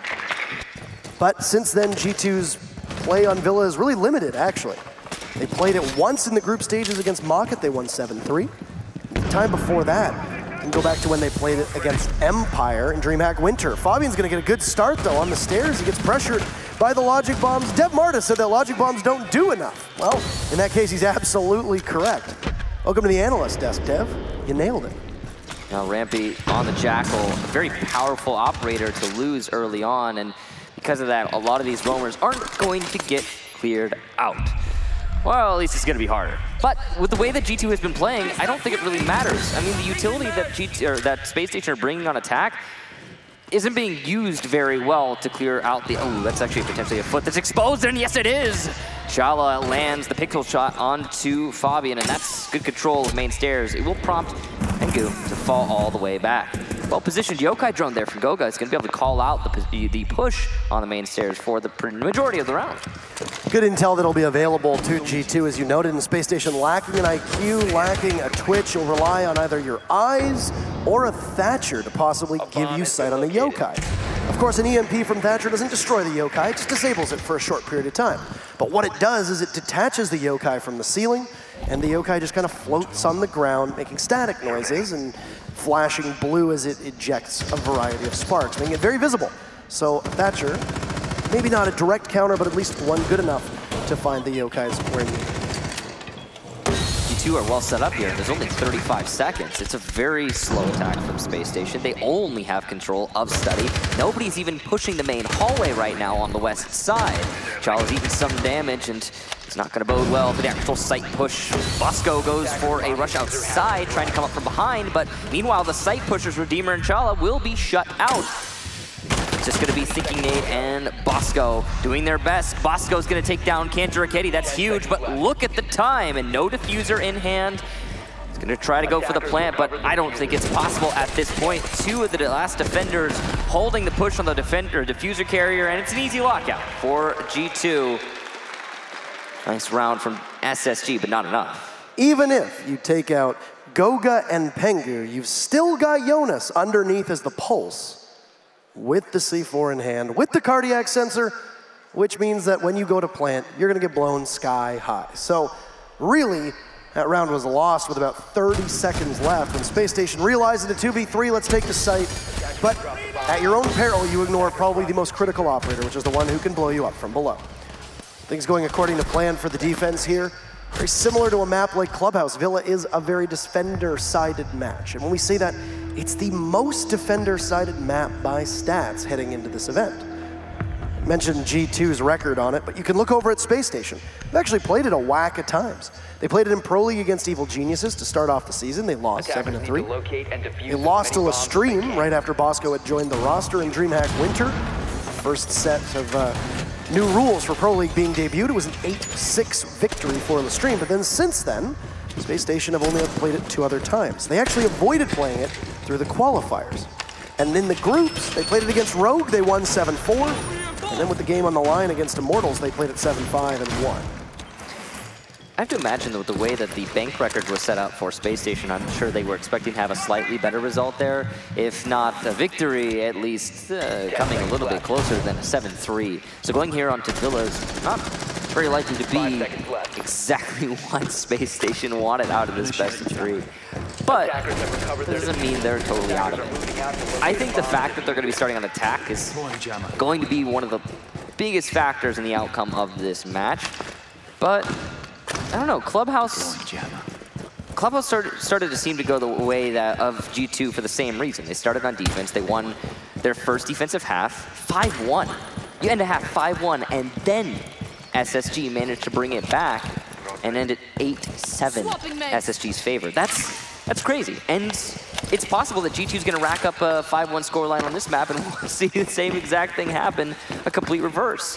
Who knows? This is when we theory crafted that. Well, is that 8-7 victory for Space Station on Clubhouse just how close this match is going to be between the two teams? Yeah. Or is it because it's SSG's map pick, it just shows how close and competitive G2 is on maps they might not be the most familiar with? True. It's going to be put to the test here solely because Space Station has played this map so many times that there should be a lot more familiarity, though it's a double-edged sword because there will be a lot of VODs for G2 to be able to review, providing Space Station doesn't bring anything new. Now, the entry downstairs, endeavor for Space Station is to take dining room and kitchen, continue onto the stairs, and push on up. Very similar to Aviator games. Somebody playing as a Pulse, maybe a Valkyrie, maybe a Mute, somebody with a C4 that can have information at their disposal down below. You do so and you ignore them once again at your peril.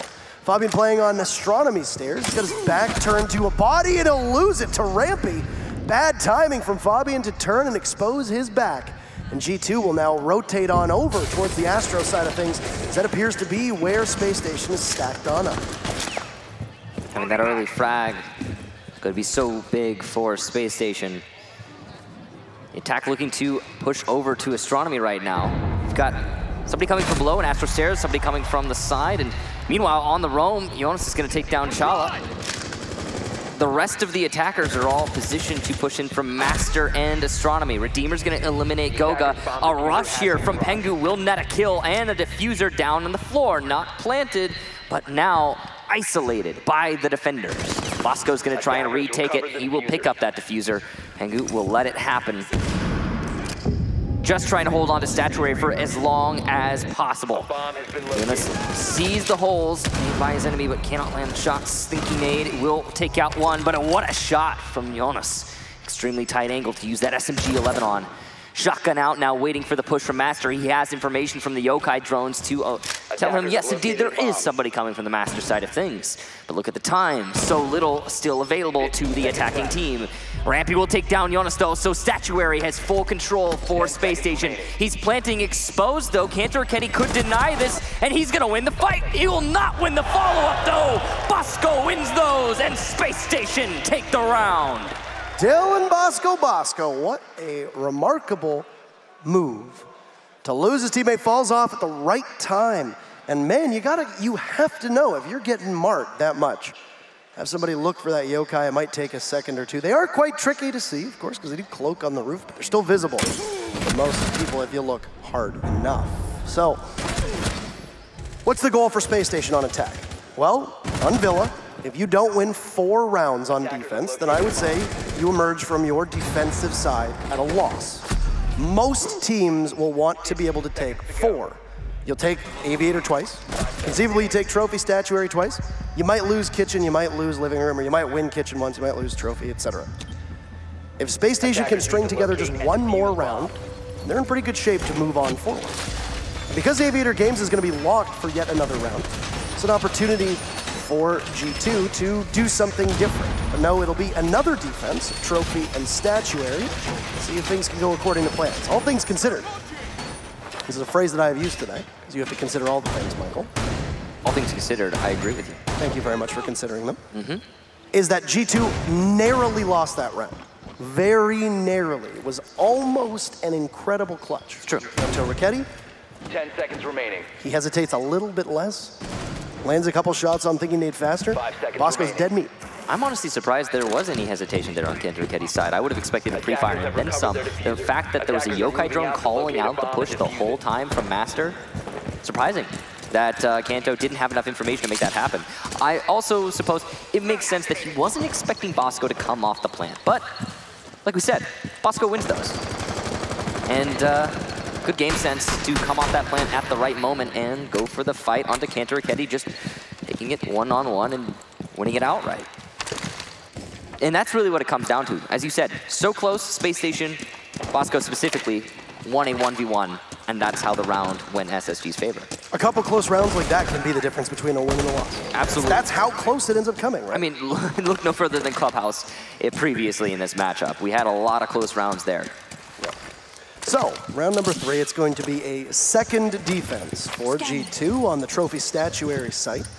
The Yokai gets spotted at Gogan. It's going on a mission down below. Bosco possibly could have been able to pick it off, but he lost it to the catacombs underneath the Italian villa. There's also going to be Pulse down there, if I'm not mistaken, is possibly also Fabian, actually. Yeah, there, look at that, a duo roam under the site. Cantor Raketti gets the first kill onto Rampy, trying to clear from the south side, or so it seems. He's shut down in that attempt. What a shot from Chala, the fadeaway on Dionis.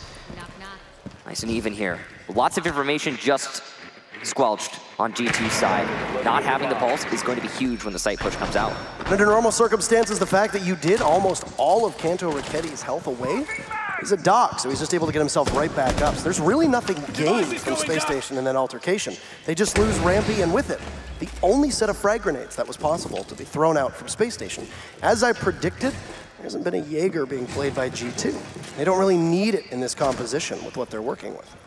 Those holes being made in the master wall again by Habana. Just a very small prone hole to try and disrupt the rotation between sites. I like that Space Station are doing that because it does make G2 think more about their positioning and the avenues they have available to them. Goga's gonna be such an important player here. If he's able to get some kills, he will help his team quite significantly, and he's holding on to Astronomy the best he can. That's one for him, going for a second. Gets to a new angle, and it's a much more powerful one. Cantor Raketti also able to get his second kill, and there's 2 for Goga as well. Can he get the third? No. Fabian steals it, and G2 take the round.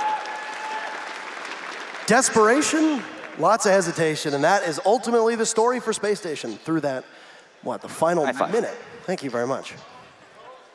They work on those. Yeah. They work on those a lot. But, I mean, you look at Space Station's push, and it comes mostly all from the master side, it comes all from the bathroom side. You've got one of their members on rappel on the window who happen to be thinking nade, and their entry. That possibly could have aided those players to establish control below, didn't go anywhere. A lot of that credit needs to be paid to G2's ability to evade all the drones that were thrown at them. So congratulations, G2. They now move to Aviator Games to see if they can replicate the great round that they started off with, which was an absolutely incredible performance. Need to remind you, it ended up being was it a 1v3 or 2v3 with a pulse down below, so an almost unwinnable situation for Space Station. If you're SSG, you have to tighten up your entry. 2 rounds now, you have failed to do the work that is needed out of that main floor and push the defenders back. That's it. It's really what it's going to come down to. We'll see if they can do it this time around. Villa is a big map. You need to be well coordinated. You need to be able to consistently have information.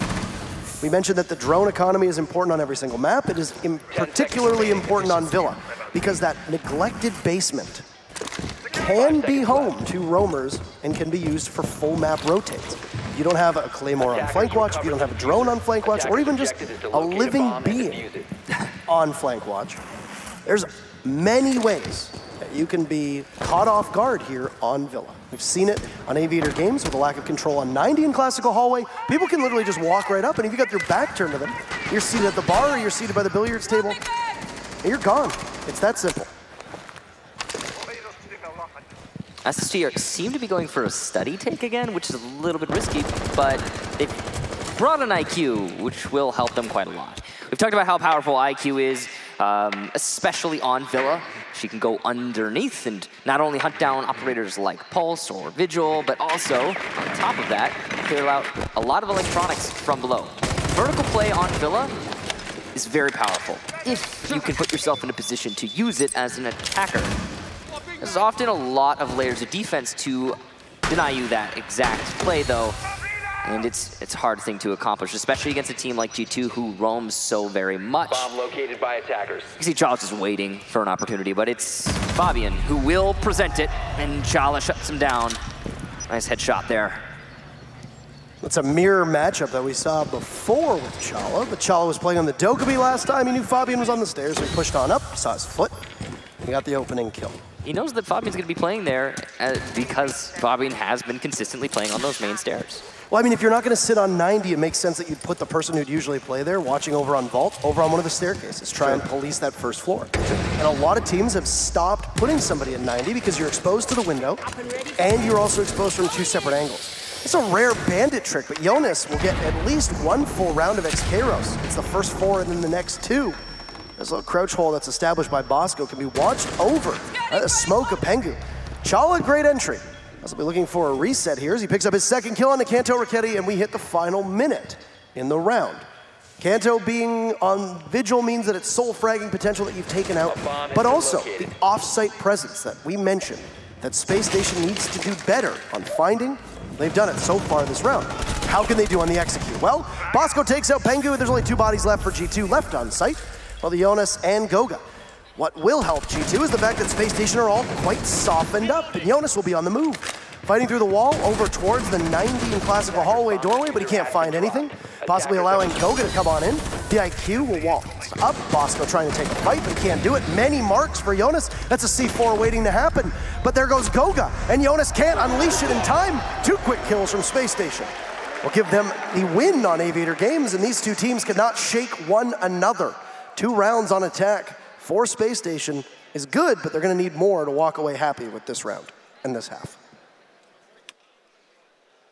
That was all things considered just a really well-paced attack from Space Station. A big part of that was the fact that they were never taking any engagements that seemed to be to their disadvantage by fully committing to them. Lots of baits there with the peaks. Lots of angles that Space Station played in their best attempt to, well, get G2 to pre-fire into a location that was not where they would actually see their demise from. Bosco pushing in, for example, into Aviator. I mean, everybody on G2 in that last couple seconds of that round were focused on the west hallway. And Aviators is free. It's a free push. Space Station had a lot of that. Chala got those 2 early frags, starting on Fabian, of course, and then later another on those roamers. And after that was taken care of, the anchors, not in a great spot. SSG completely circled around the site. The only place they were not pushing in from that was easily accessible would be for the North Hall. And that's understandable in that situation.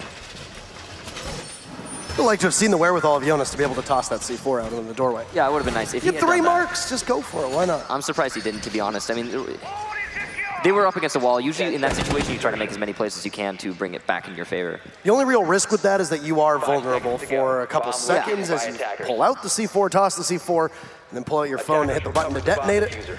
And if somebody from Space Station hears the rip of the C4, they have enough time to possibly react and get you before the explosive goes off. Well, as we discussed, when you're down so much manpower, you got to take risks. Take the chance. To get back in, yeah.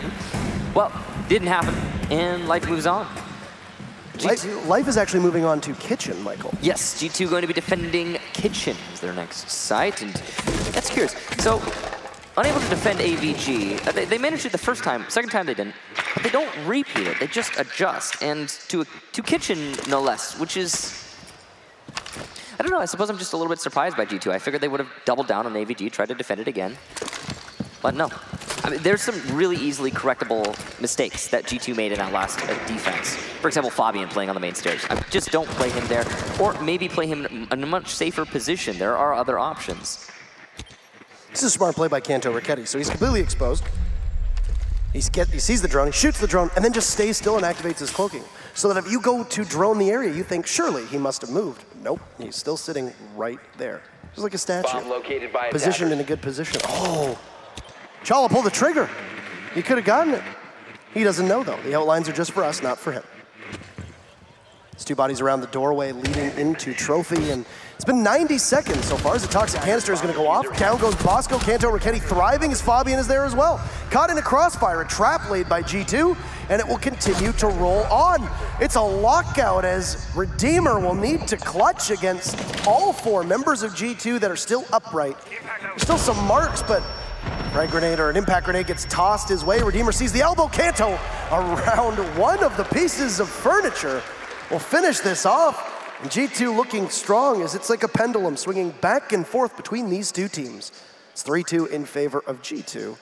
And it's their final defensive round. Remember what we said, on Villa, you need at minimum 4 defensive victories. If G2 doesn't get it here, that's a big win overall for Space Station heading into their defense. A big part of that round for G2 was the murder box that you can see displayed just now, set up in the main hallway at the top of the middle stairs. I'm surprised, honestly, that SSG did not drone that out. They seemed to have a little bit of information after they started engaging people at that point, but it was too late. You need to know that there's somebody playing on middle stairs and also by the statuary entrance before you start making that push. Space Station didn't, and it really cost them. In fact, the whole round. The push over by Laundry was also stopped pretty handily from G2. An easy feat considering it was a very linear push and there was plenty of counter utility from the defense, denying that entrance to the site. Now, moving forward, G2 will go to Statue Trophy. This is a site that hasn't had mixed results so far for G2. 1 loss, 1 success. Success coming much more recently.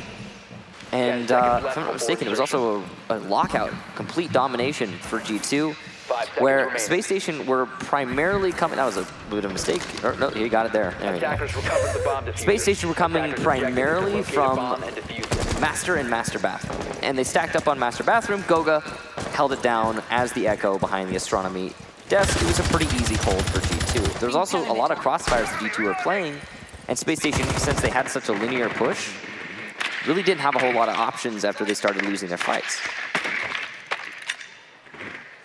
So we look at this round with 30 seconds in right now. The main stumbling block on this site last time was clearing below. And then the presence to push onto Astro after 2 bodies were lost. Why are you shaking your head, Michael? Why are you shaking your head, Michael? What did you see that you didn't like? What are you talking about? In-game. Oh, nothing. It just, it's the way that we're seeing the take come out yet again here from SSG. This time they're gathering a lot more information, but once again, they're not clearing out underneath. There is no pulse in play here for G2, which is definitely great, but... All of SSG just appeared to vault right into the closet. There's all at once, yeah. Rampy and Bosco there. Chala is below. So there you go. You do have the Jackal below, so a good correction there from SSG. Is thinking Nate will go back onto the same window. You're right. This is the exact same setup right now. It's just a slow rotate there for the Jackal. And one thing that really scares me is that Space Station are putting it all on him to do that. But luckily for them, there are no players underneath. What is that? An easy kill for Rampy as Jonas goes for a way too late bandit trick. That was not a good calculation nor count on the side of Jonas. It's like, what are you doing at that point? I don't know. Here, I might as well put it down. I don't need it. It's maybe this wall. It's heavy. Yeah, I don't want it anymore. Pengu's going to be playing proximity on Master Bedroom. Nobody has drawn him out yet, and he's going for an aggressive push. Sees the Claymore, shoots it, and an easy flank. Bosco goes down. Surprise, nobody from SSG is watching that.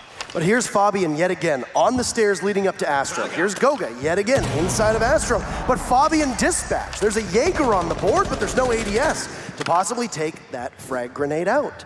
So Goga's still inside of Astro, uncontested for the time being. He's gonna see Thinking Nate. There's another body coming on in. Goga trying to outduel the Jackal, but there's a crossfire established by Kanto. And he takes out Chala. Goga will get picked back up because of the stim pistol from Kanto, but there's not much time to work with for Space Station. And they know that as G2 circles in on them, this could be a troubling prospect. There's Pengu playing around the banister to take out Rampy. And once again, I've said so many times, Redeemer, all by his lonesome. He'll win the fight against Goga, but not against Kanto. And it's a 4-2 scoreline for G2 as we switch sides between the two teams. All things considered, 2 rounds attacking, that's pretty good for Space Station. They'll be going to defense now, much more comfortable position. But a lot of those rounds for G2 did look very dominant. We have to recognize that. Great rotations, great gunplay from G2 overall, and wow. I mean, especially, for example, Goga, as you just saw him eliminated inside of Astronomy. He was such an important player defending Trophy, holding onto Astronomy for the majority of that match. Well, half for G2. This is where you want to be for G2. Yeah, I mean, it's a comfortable spot, but also for Space Station, again, just managing to get 2 rounds at least, it's manageable. And remember what happened on Clubhouse? SSG got 1 round on attack. Through this entire series, the only time that Space Station has led was after round 1 of map 2. Because they didn't lead at all in map 1 on Clubhouse. They won it, but they won the very final possible round. They took round number 1 on Bank, and then 2 in a row from G2, and they, in SSG, never regained the lead. And now here on Villa, G2 has either held the lead or been tied for the entire series. Now, I understand that Space Station's a great team, but having to consistently battle back, knowing that you are trailing your opponent in round count, it weighs on you at some point. It can be really fatiguing.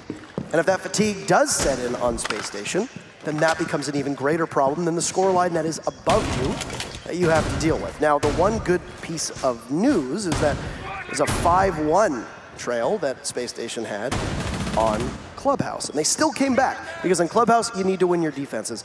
There's still tons of potential for Space Station to do exactly what G2 just did. Take 4 of your 2 defending rounds, and we go on to OT and we see exactly what happens. But if you're gonna try to win your defenses, you can't let that happen. And Fabian will just shut Rampy down. Rampy gets a little bit too aggressive on the Dokkaebi of Fabian, who enters, and add insult to injury. Jonas will happily take one of the 2 yokais from Redeemer out of action, as G2 appears to have almost no trouble on that bottom floor. Yeah, so one of the major problems for Space Station when they were attacking was the lack of a roam clear. I mean, it existed. They had some rounds where they really made it work. But I would say they had 2 rounds where they made it work. And that's why they have only 2 rounds total. That was a great start for G2, managing to take out one of the roamers early on, and that's going to give them much more likely a successful site take. Interested to see what Pengu can be able to accomplish with the blitz. Now, usually when we've seen him run the blitz on Villa before, he'll try and take study and then maybe push on over to 90 hallway through classical as well. It's a good spot to be in. There's not a lot of opportunities for crossfire. You're on a very straight path. Then you just turn on in and go right into the bar. Why not? There's very little to stop. And would you look at that? That's exactly what Pengu's going to do. There's a deployable shield all the way at the end of the hall, down by 90 though, so might give Pengu some pause, and smart move. Drone it out, figure out what's behind it, if there is anything at all. But look at that. All 4 members of Space Station in sight. There's nobody playing 90. And that'll be information that both Pengu and G2 will have in a couple seconds. Pengu is a great operator for this situation. He's, of course, got the Legions, got the Echo, got the gas canisters to contest with potentially even a C4 from the smoke. Go for a hip fire. Just looking to get potentially some easy shots. It's unlikely to happen, but who knows? Jekyll hitting those Legion traps, of course, going to be absorbing them. Fabian will breathe in quite a lot of toxic smoke. He'll fall back. G2 still have a manpower advantage, yes, but these gas canisters are delaying so much. Cantor Kenny just narrowly misses out on a kill. Fabian's gonna shut down Bosco as he enters from the north doorway. And look at this, B-Side's been isolated. Thinking Nate will eliminate Goga. That's through that hole that the attackers made earlier in the round. Cantor Kenny has control of Bar. Notice going for a plant just inside of Aviator, and there's no one to shut him down. Pengu's gonna have excellent cover. Chala eliminated. Inside a study, you can see the Legion contesting the shield, and he's actually gonna win that fight miraculously. Redeemer goes in for kill. He does not know where the IQ is positioned, thinking he's in such a tricky spot, but that's 3 for him. Redeemer gets himself 1, and it's a 1 versus 2, and oh no! Redeemer shuts him down! Space Station, a 2 versus 5 clutch. You don't often see comebacks like that, and off of the play of Thinking Nade to just slice and dice through the attacker's man. Triumph on Space Station's side of things. That round was over, man. That round was so over, and you could see it for a split second on Fabian's face before the camera went off him. Astonishment mixed with anger. How the hell did we lose that in the position that we were in? Everything was in our favor. All 5 of those kills on 2 players for Space Station as well. It's very impressive when you see that. Thinking Nate and Redeemer both really stepping up in that moment. Redeemer has had some serious clutch moments at this tournament, and that's just adding to those moments. Also, on that note, Fabian has been fragging out. Attackers need to locate and defuse. And you would expect him to be able to win in that situation, to be honest. Yeah. Fair point. Well, also, we didn't see it. I'm curious what happened with Pengu inside of Study. He was playing on Blitz and somehow got taken out by Thinking. Oh, we did see it actually, but just a second. I missed it. He was waltzing on through, Thinking Nate hit him in the shoulder a couple times. Pengu dropped the shield to try and go for a one-tap, and he got it. Oh, he went for the ADS? The ADS. That's unfortunate. Game down the sights, and well, goodbye. That was it. Unfortunate. Well, that was a setup, though, from at G2 that we saw in their secret matchup, the way that they played that. 10 seconds left. They did something very similar with Pengu. Okay, you can't take a Monte, and he's banned. Good ban by Space Station. Take Pengu off of Monte and put him on Blitz. Blitz is equally annoying in a lot of circumstances, but overall, the power that Monte has with his deployable shield is so much more valuable to G2. So this is going to mean that as long as Pengu runs a Blitz every round, a Legion is going to be an absolute necessity. Now, Space Station does run Legion often. Ever since they moved Bosco onto Smoke, they've said that Thinking Nate is far more comfortable on Legion as an operator, and well, it suits the circumstances quite well. We'll see what the application is on Trophy and Statuary. It's going to be the scene for round number 8 and the second defense for Space Station. Looks like a standard clear into Master. Fabian on an interesting spot, but he's just trying to bait somebody peeking into his window. No terrible surprise so far. Not sure what Pengu's trying to do. Is he trying to clear out underneath? We do have, it looks like, no presence downstairs right now for Space Station Gaming, and G2, being as efficient as they are at droning, seem to be aware of this. Having that information, a push into the building from Pengu, it's just going to be a formality at this point. He's trying to establish, yes, indeed, there is certainly nobody downstairs, and SSG do have roamers who are going to do damage. Just Thinking Nate actually in the sight to eliminate Pengu from above, or at least so it seemed. It's quite a grudge match that's developing between these two players, and so far Thinking Nate absolutely has the upper hand. Yeah, Thinking Nate's been having a really good match. Immediately onto Goo Trap there. One of the most annoying operators on G2's side of things gone. There's still a Jackal on Kanto. It's most fascinating to me. They've put Fabian on the Ashe, so literally realizing that he is the hottest player on the team, let's give him the Ashe and have him go absolutely buck wild. Yeah, I mean, he's fragging. There's nothing else to say. Pengu being dead means he might be able to mark using Fabian's drone here and get Fabian an easy kill. It's going to depend on Fabian's position and reaction. Bosco has rotated, though, so the mark's no longer an option. Chala is the linchpin player here, playing behind the astronomy desk, as you can see. The Ashe charges could be really powerful if positioned properly, but oh no. Just inches away from some devastation for G2. Redeemer's Yokai drone somehow managing to avoid his pistol, and a gas canister is going to force him back, but I think he did get the drone. He did get the drone here? There you go. G2 out of nowhere on Rampy, Chala and Thinking Nate. Redeemer refrags one, and Bosco hits the deck quite literally. Still need to come in back to sight. Both Redeemer and Bosco, when combined, still less than one full player on HP. Diffuser going down from Goga. With the Ashe watching the corner, there's Fabian on the 3-speed, and it's a diffuser denied. Redeemer falls off, but Jonas is there. And just as the Echo gets off of his device, well, there's a member of G2 just standing and waiting. That gap that Space Station was trying to close so desperately will grow yet again, and G2 will go up 5-3 as Space Station opts to take their tactical timeout. Better now than never. Now last round, Space Station, we're in a really good spot, actually. They managed to clear their way, clear their way through Master Bathroom, and it seemed like they were going to be able to hold out Astronomy for a pretty long time there. What was that? Was that a camera? Just a random spray through the floor based on a camera? Wow, that's an impressive shot. Anyway, Space Station were in a good spot. After they took out Pengu, that's a lot of pushing power just gone. Following that, the push into Astronomy seemed to be pretty handily stopped by SSG. And G2 somehow, as you said, out of nowhere, managed to get 3 kills on the entry soundly. In very short order. Yeah. That was almost like a Vitality-esque push. Line them all up, wait, and then somebody snaps their fingers, and all of a sudden a couple people die. Old age vitality. Old age vitality. Gotta go way back. So. But you're right. No, I mean, I'm very surprised it worked for G2 considering they didn't have the blitz anymore. And as you can see, they're going to keep bringing Pengu on blitz unless they're 6-picking it. There you go. They heard you. They heard me, apparently. Nope. Yep. Oh. There you go. Okay. No 6-pick on part of Space Station. So you'll bring the Thatcher instead, realizing the blitz hasn't really paid off. You can try 2 rounds. The blitz was not the play. Blitz was not really that effective on the first round on Aviator, even after you got the plant down.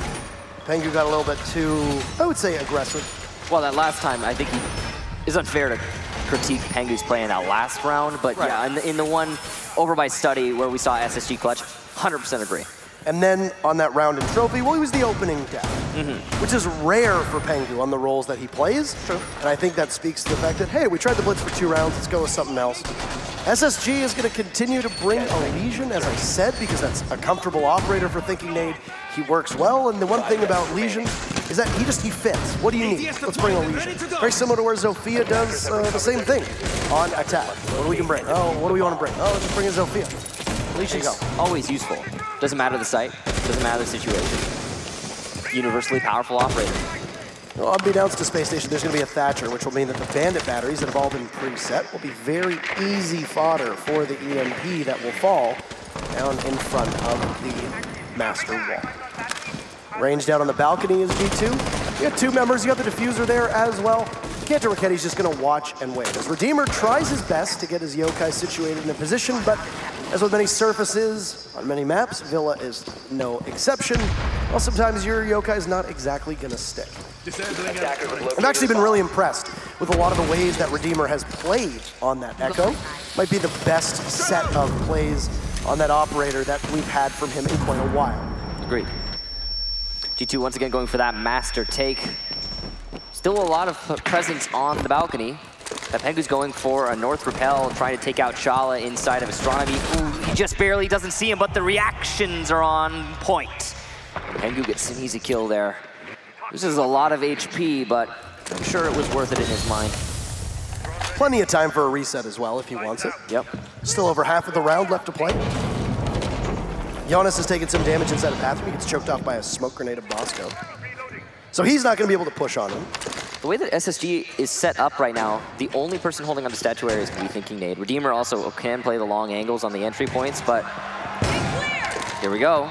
Ash from below, and no target-rich environment, but he has down Thinking Nade, who was the player inside of Statuary holding on to the site. He doesn't seem to be aware of it yet, and there's nobody droning it from G2, so Thinking Nade could be recovered. It's unlikely, though. Rampy will get one for himself, and that's on a roam over by the main hallway. He's actually going to go in for the pickup on Thinking Nade. Redeemer's going to cover. Cantor Racketти goes down as he attempts to enter. Jonas is the second follow-up, but he's not going to get anywhere because the smokes are poorly positioned. With Thinking Nade back in the fray, he can lay down those goo traps, and oh no, Redeemer continuing to frag out from B bomb site, leaving just Goga and Jonas in a 2 versus now 4, now 3 technically with Redeemer on the floor. Bosco, excellent shot there onto Goga though, so it's just Jonas. In Master Bed, Master Bath now, going for the Diffuser, challenging onto Astronomy, and Bosco's gonna shut him down. SSG takes it, what a lockout. It takes 2 cracks at the site, but they'll finally get it. And now Space Station positioning themselves, down by 1 round, going back to Aviator, the site that they technically lost, and then retook. And ultimately ended up taking the round because of it. You have to be a bit better if you're Space Station on your defensive Aviator, because you cannot rely on a 2v4 miracle play. Not every time.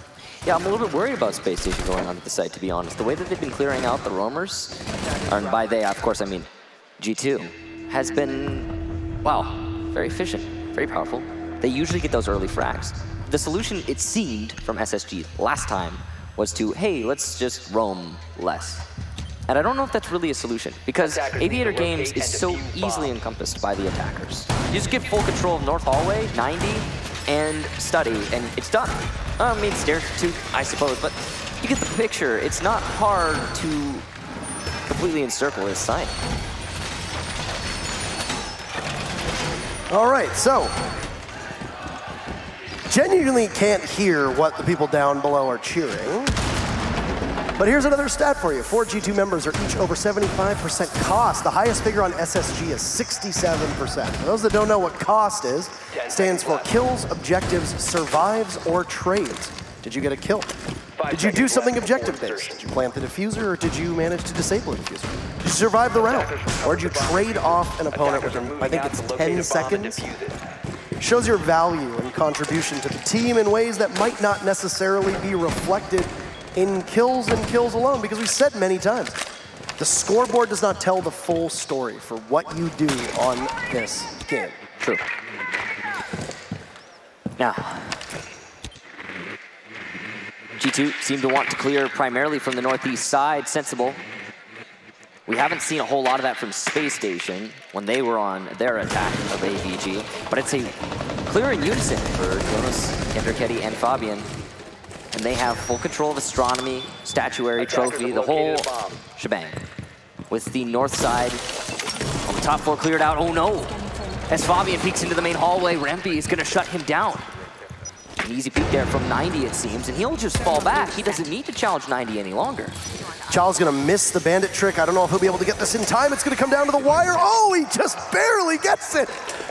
And a tip of the hat to that, and just a bit of a faint smirk on his face as that one really came down to the wire. That's the kind of thing right there that doesn't get shown on the scoreboard, but that can hold your team together and even win you the round. Now, we have seen situations where that goes the other direction too. Bandit from G2 in the last half is a good example. Now, you lost the logic bombs on the Dokkaebi, but you still have a set of smokes on Kanto Raketti. You noted that on the trophy statuary side, the smokes were very poorly placed from G2. There's less room for error now on this side of things. So you'll see what the Jackal can do with those smokes. All the while, Goga inside a study has managed to open up the wall, leading into Aviator games. So it's on the game side of things. So on B bomb site, Aviator site, you can just sit pretty for the time being. You don't really have to worry too much. You can see that all of SSG are clumped up and waiting for the push. Like I said, SSG has just decided to get rid of their roamers. Redeemer's gonna shut down Pengu though, so the anchor play working out so far. It looks like Redeemer might have also caught the legs of a member of G2 through that hole, but we don't really know exactly. Kanto Raketti gets Chala, and Goga is there, as now Bosco's primed and ready. Oh no, they run out of bullets, and G2 just punch on in and fired up. It looked destined to be a tie game, but instead, G2 are sitting on match point, and Space Station will fight for their lives on the next 2 rounds. And you know what that is? It's the lack of presence off site. Again, SSG allowed G2 to set themselves up for a push into site. And this time, instead of trying to rely on smoke cover and go for an objective play, G2 just decided to start fragging, and they certainly did. A lot of defaults from Space Station went uncovered. It was wild because Redeemer picks off Pengu at the classical hallway door, but then immediately looks elsewhere. There was nobody after that kill went down from Space Station watching the door and watching a push from classical hallway, where 2 members of G2 were. Just simply thinking that, okay, we've got the only person pushing from that area? No, you didn't get him. There was still more, and then G2 took advantage of that, and that doorway is so problematic to so many teams that just forget about it, because you can just walk right into the site, and depending on the way that the defenders have set up those walls that lead into study and lead into Aviator, you as an attacker can have all the cover in the world by simply going through that door when somebody isn't looking in the right direction on defense. Poor positioning from SSG in that they had everyone in sight. Poor coverage from SSG in that despite having everyone in sight, they weren't covering the default pushes into the site. And that's the story of the round. G2 set themselves up to clear in, and they won the fights. Speaking of, G2 have realized the opportunity that they have with this site and have opted to bring a glass, which is going to be the perfect tool in that scenario should it arise again. Drone is deployed. It's also the first crack at glass that I believe we've seen in these 3 maps. Is that correct? I don't. Yeah, I want to say from my gut that we haven't seen a glass. My gut agrees with your gut, Parker. Well, If our guts are synced up together, then good things can possibly happen here. And well, we'll see what Jonas can do on the glass. We mentioned on Bank that it was surprising that we weren't seeing a glass because Jonas has played this role many times before. True. Seeing it on Villa is interesting because Glass is able to just pin down the defense so effectively. Similar to the way that Capitao can work. In fact, G2 actually banned Capitao the last time that they played Mock-It on Villa, if my memory serves me correctly.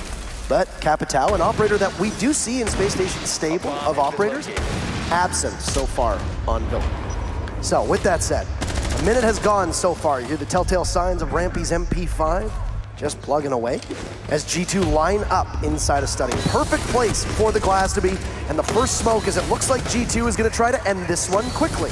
They have control. Smoke will choke out Jonas as he's trying to make his way back as there's that yellow gas. But Goga's in, going for the plant. Space Station is locked down for the time being. Goga stuck in barbed wire. Bosco takes out Pengu. Chao eliminates Jonas. And it seems like with Chao a double and Rampy 2, G2's gamble on pushing not working out one bit. Goga on a tiny fraction of HP has 5 members of Space Station fighting for their lives. But there's Goga on the flank.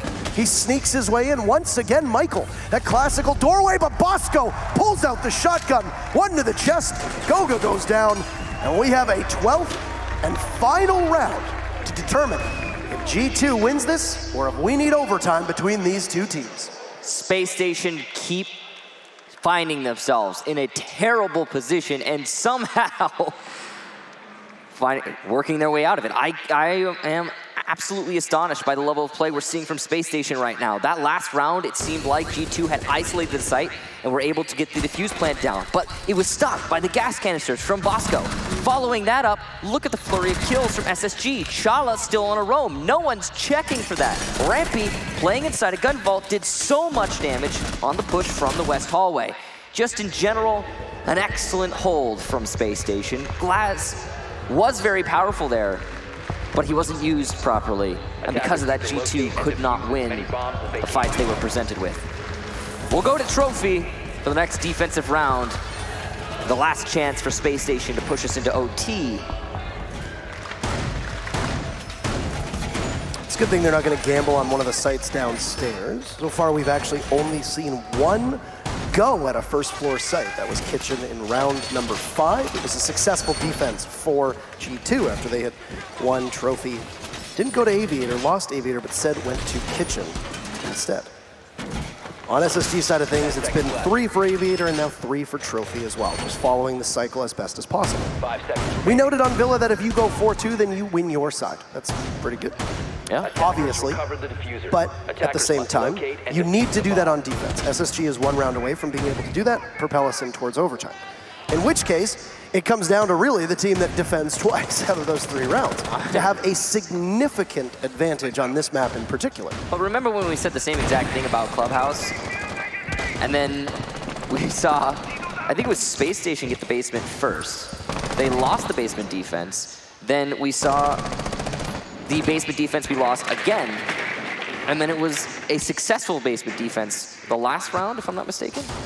Yeah, things went completely opposite. Yeah, it went the opposite way around of what you were supposed to see. Back. Hey, Church has been defended 4 times, and it's been successful by the defense every single time. 100% success ratio. Oh, by the way, both overtime defenses at Church, attacking wins.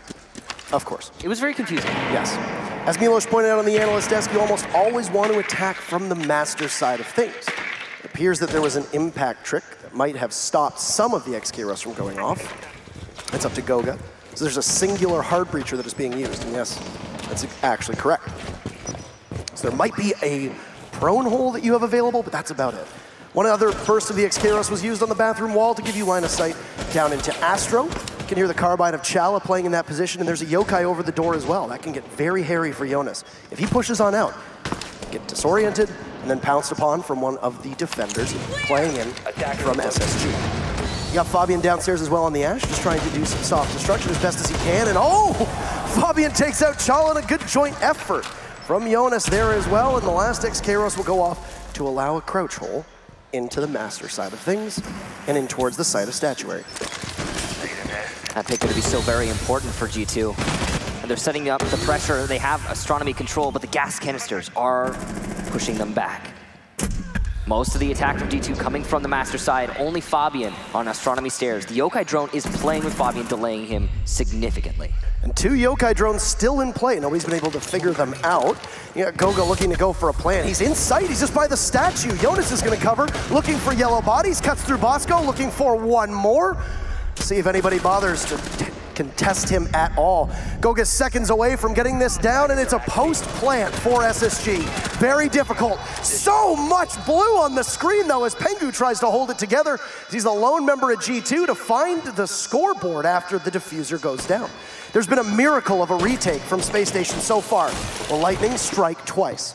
Kanto Raketti goes for a rotate outside. Rampy juiced up with that stim pistol, looking for Pengu, but it's an easy kill on the thinking nade. And now Rampy in a 1v2. Looks around the corner, a pre-fire, but he's gonna make a lot of noise. He's not the fastest, takes out Pengu, but there's not a lot of time. He has to go for the defuse, but Kanto is going to play the clock, and we are dangerously close. Rampy knows it. Look at his face. Come on. It doesn't matter. G2 is there. Rampy, the impactless frag. He's upset, but G2 look to repeat, and they punch a ticket to the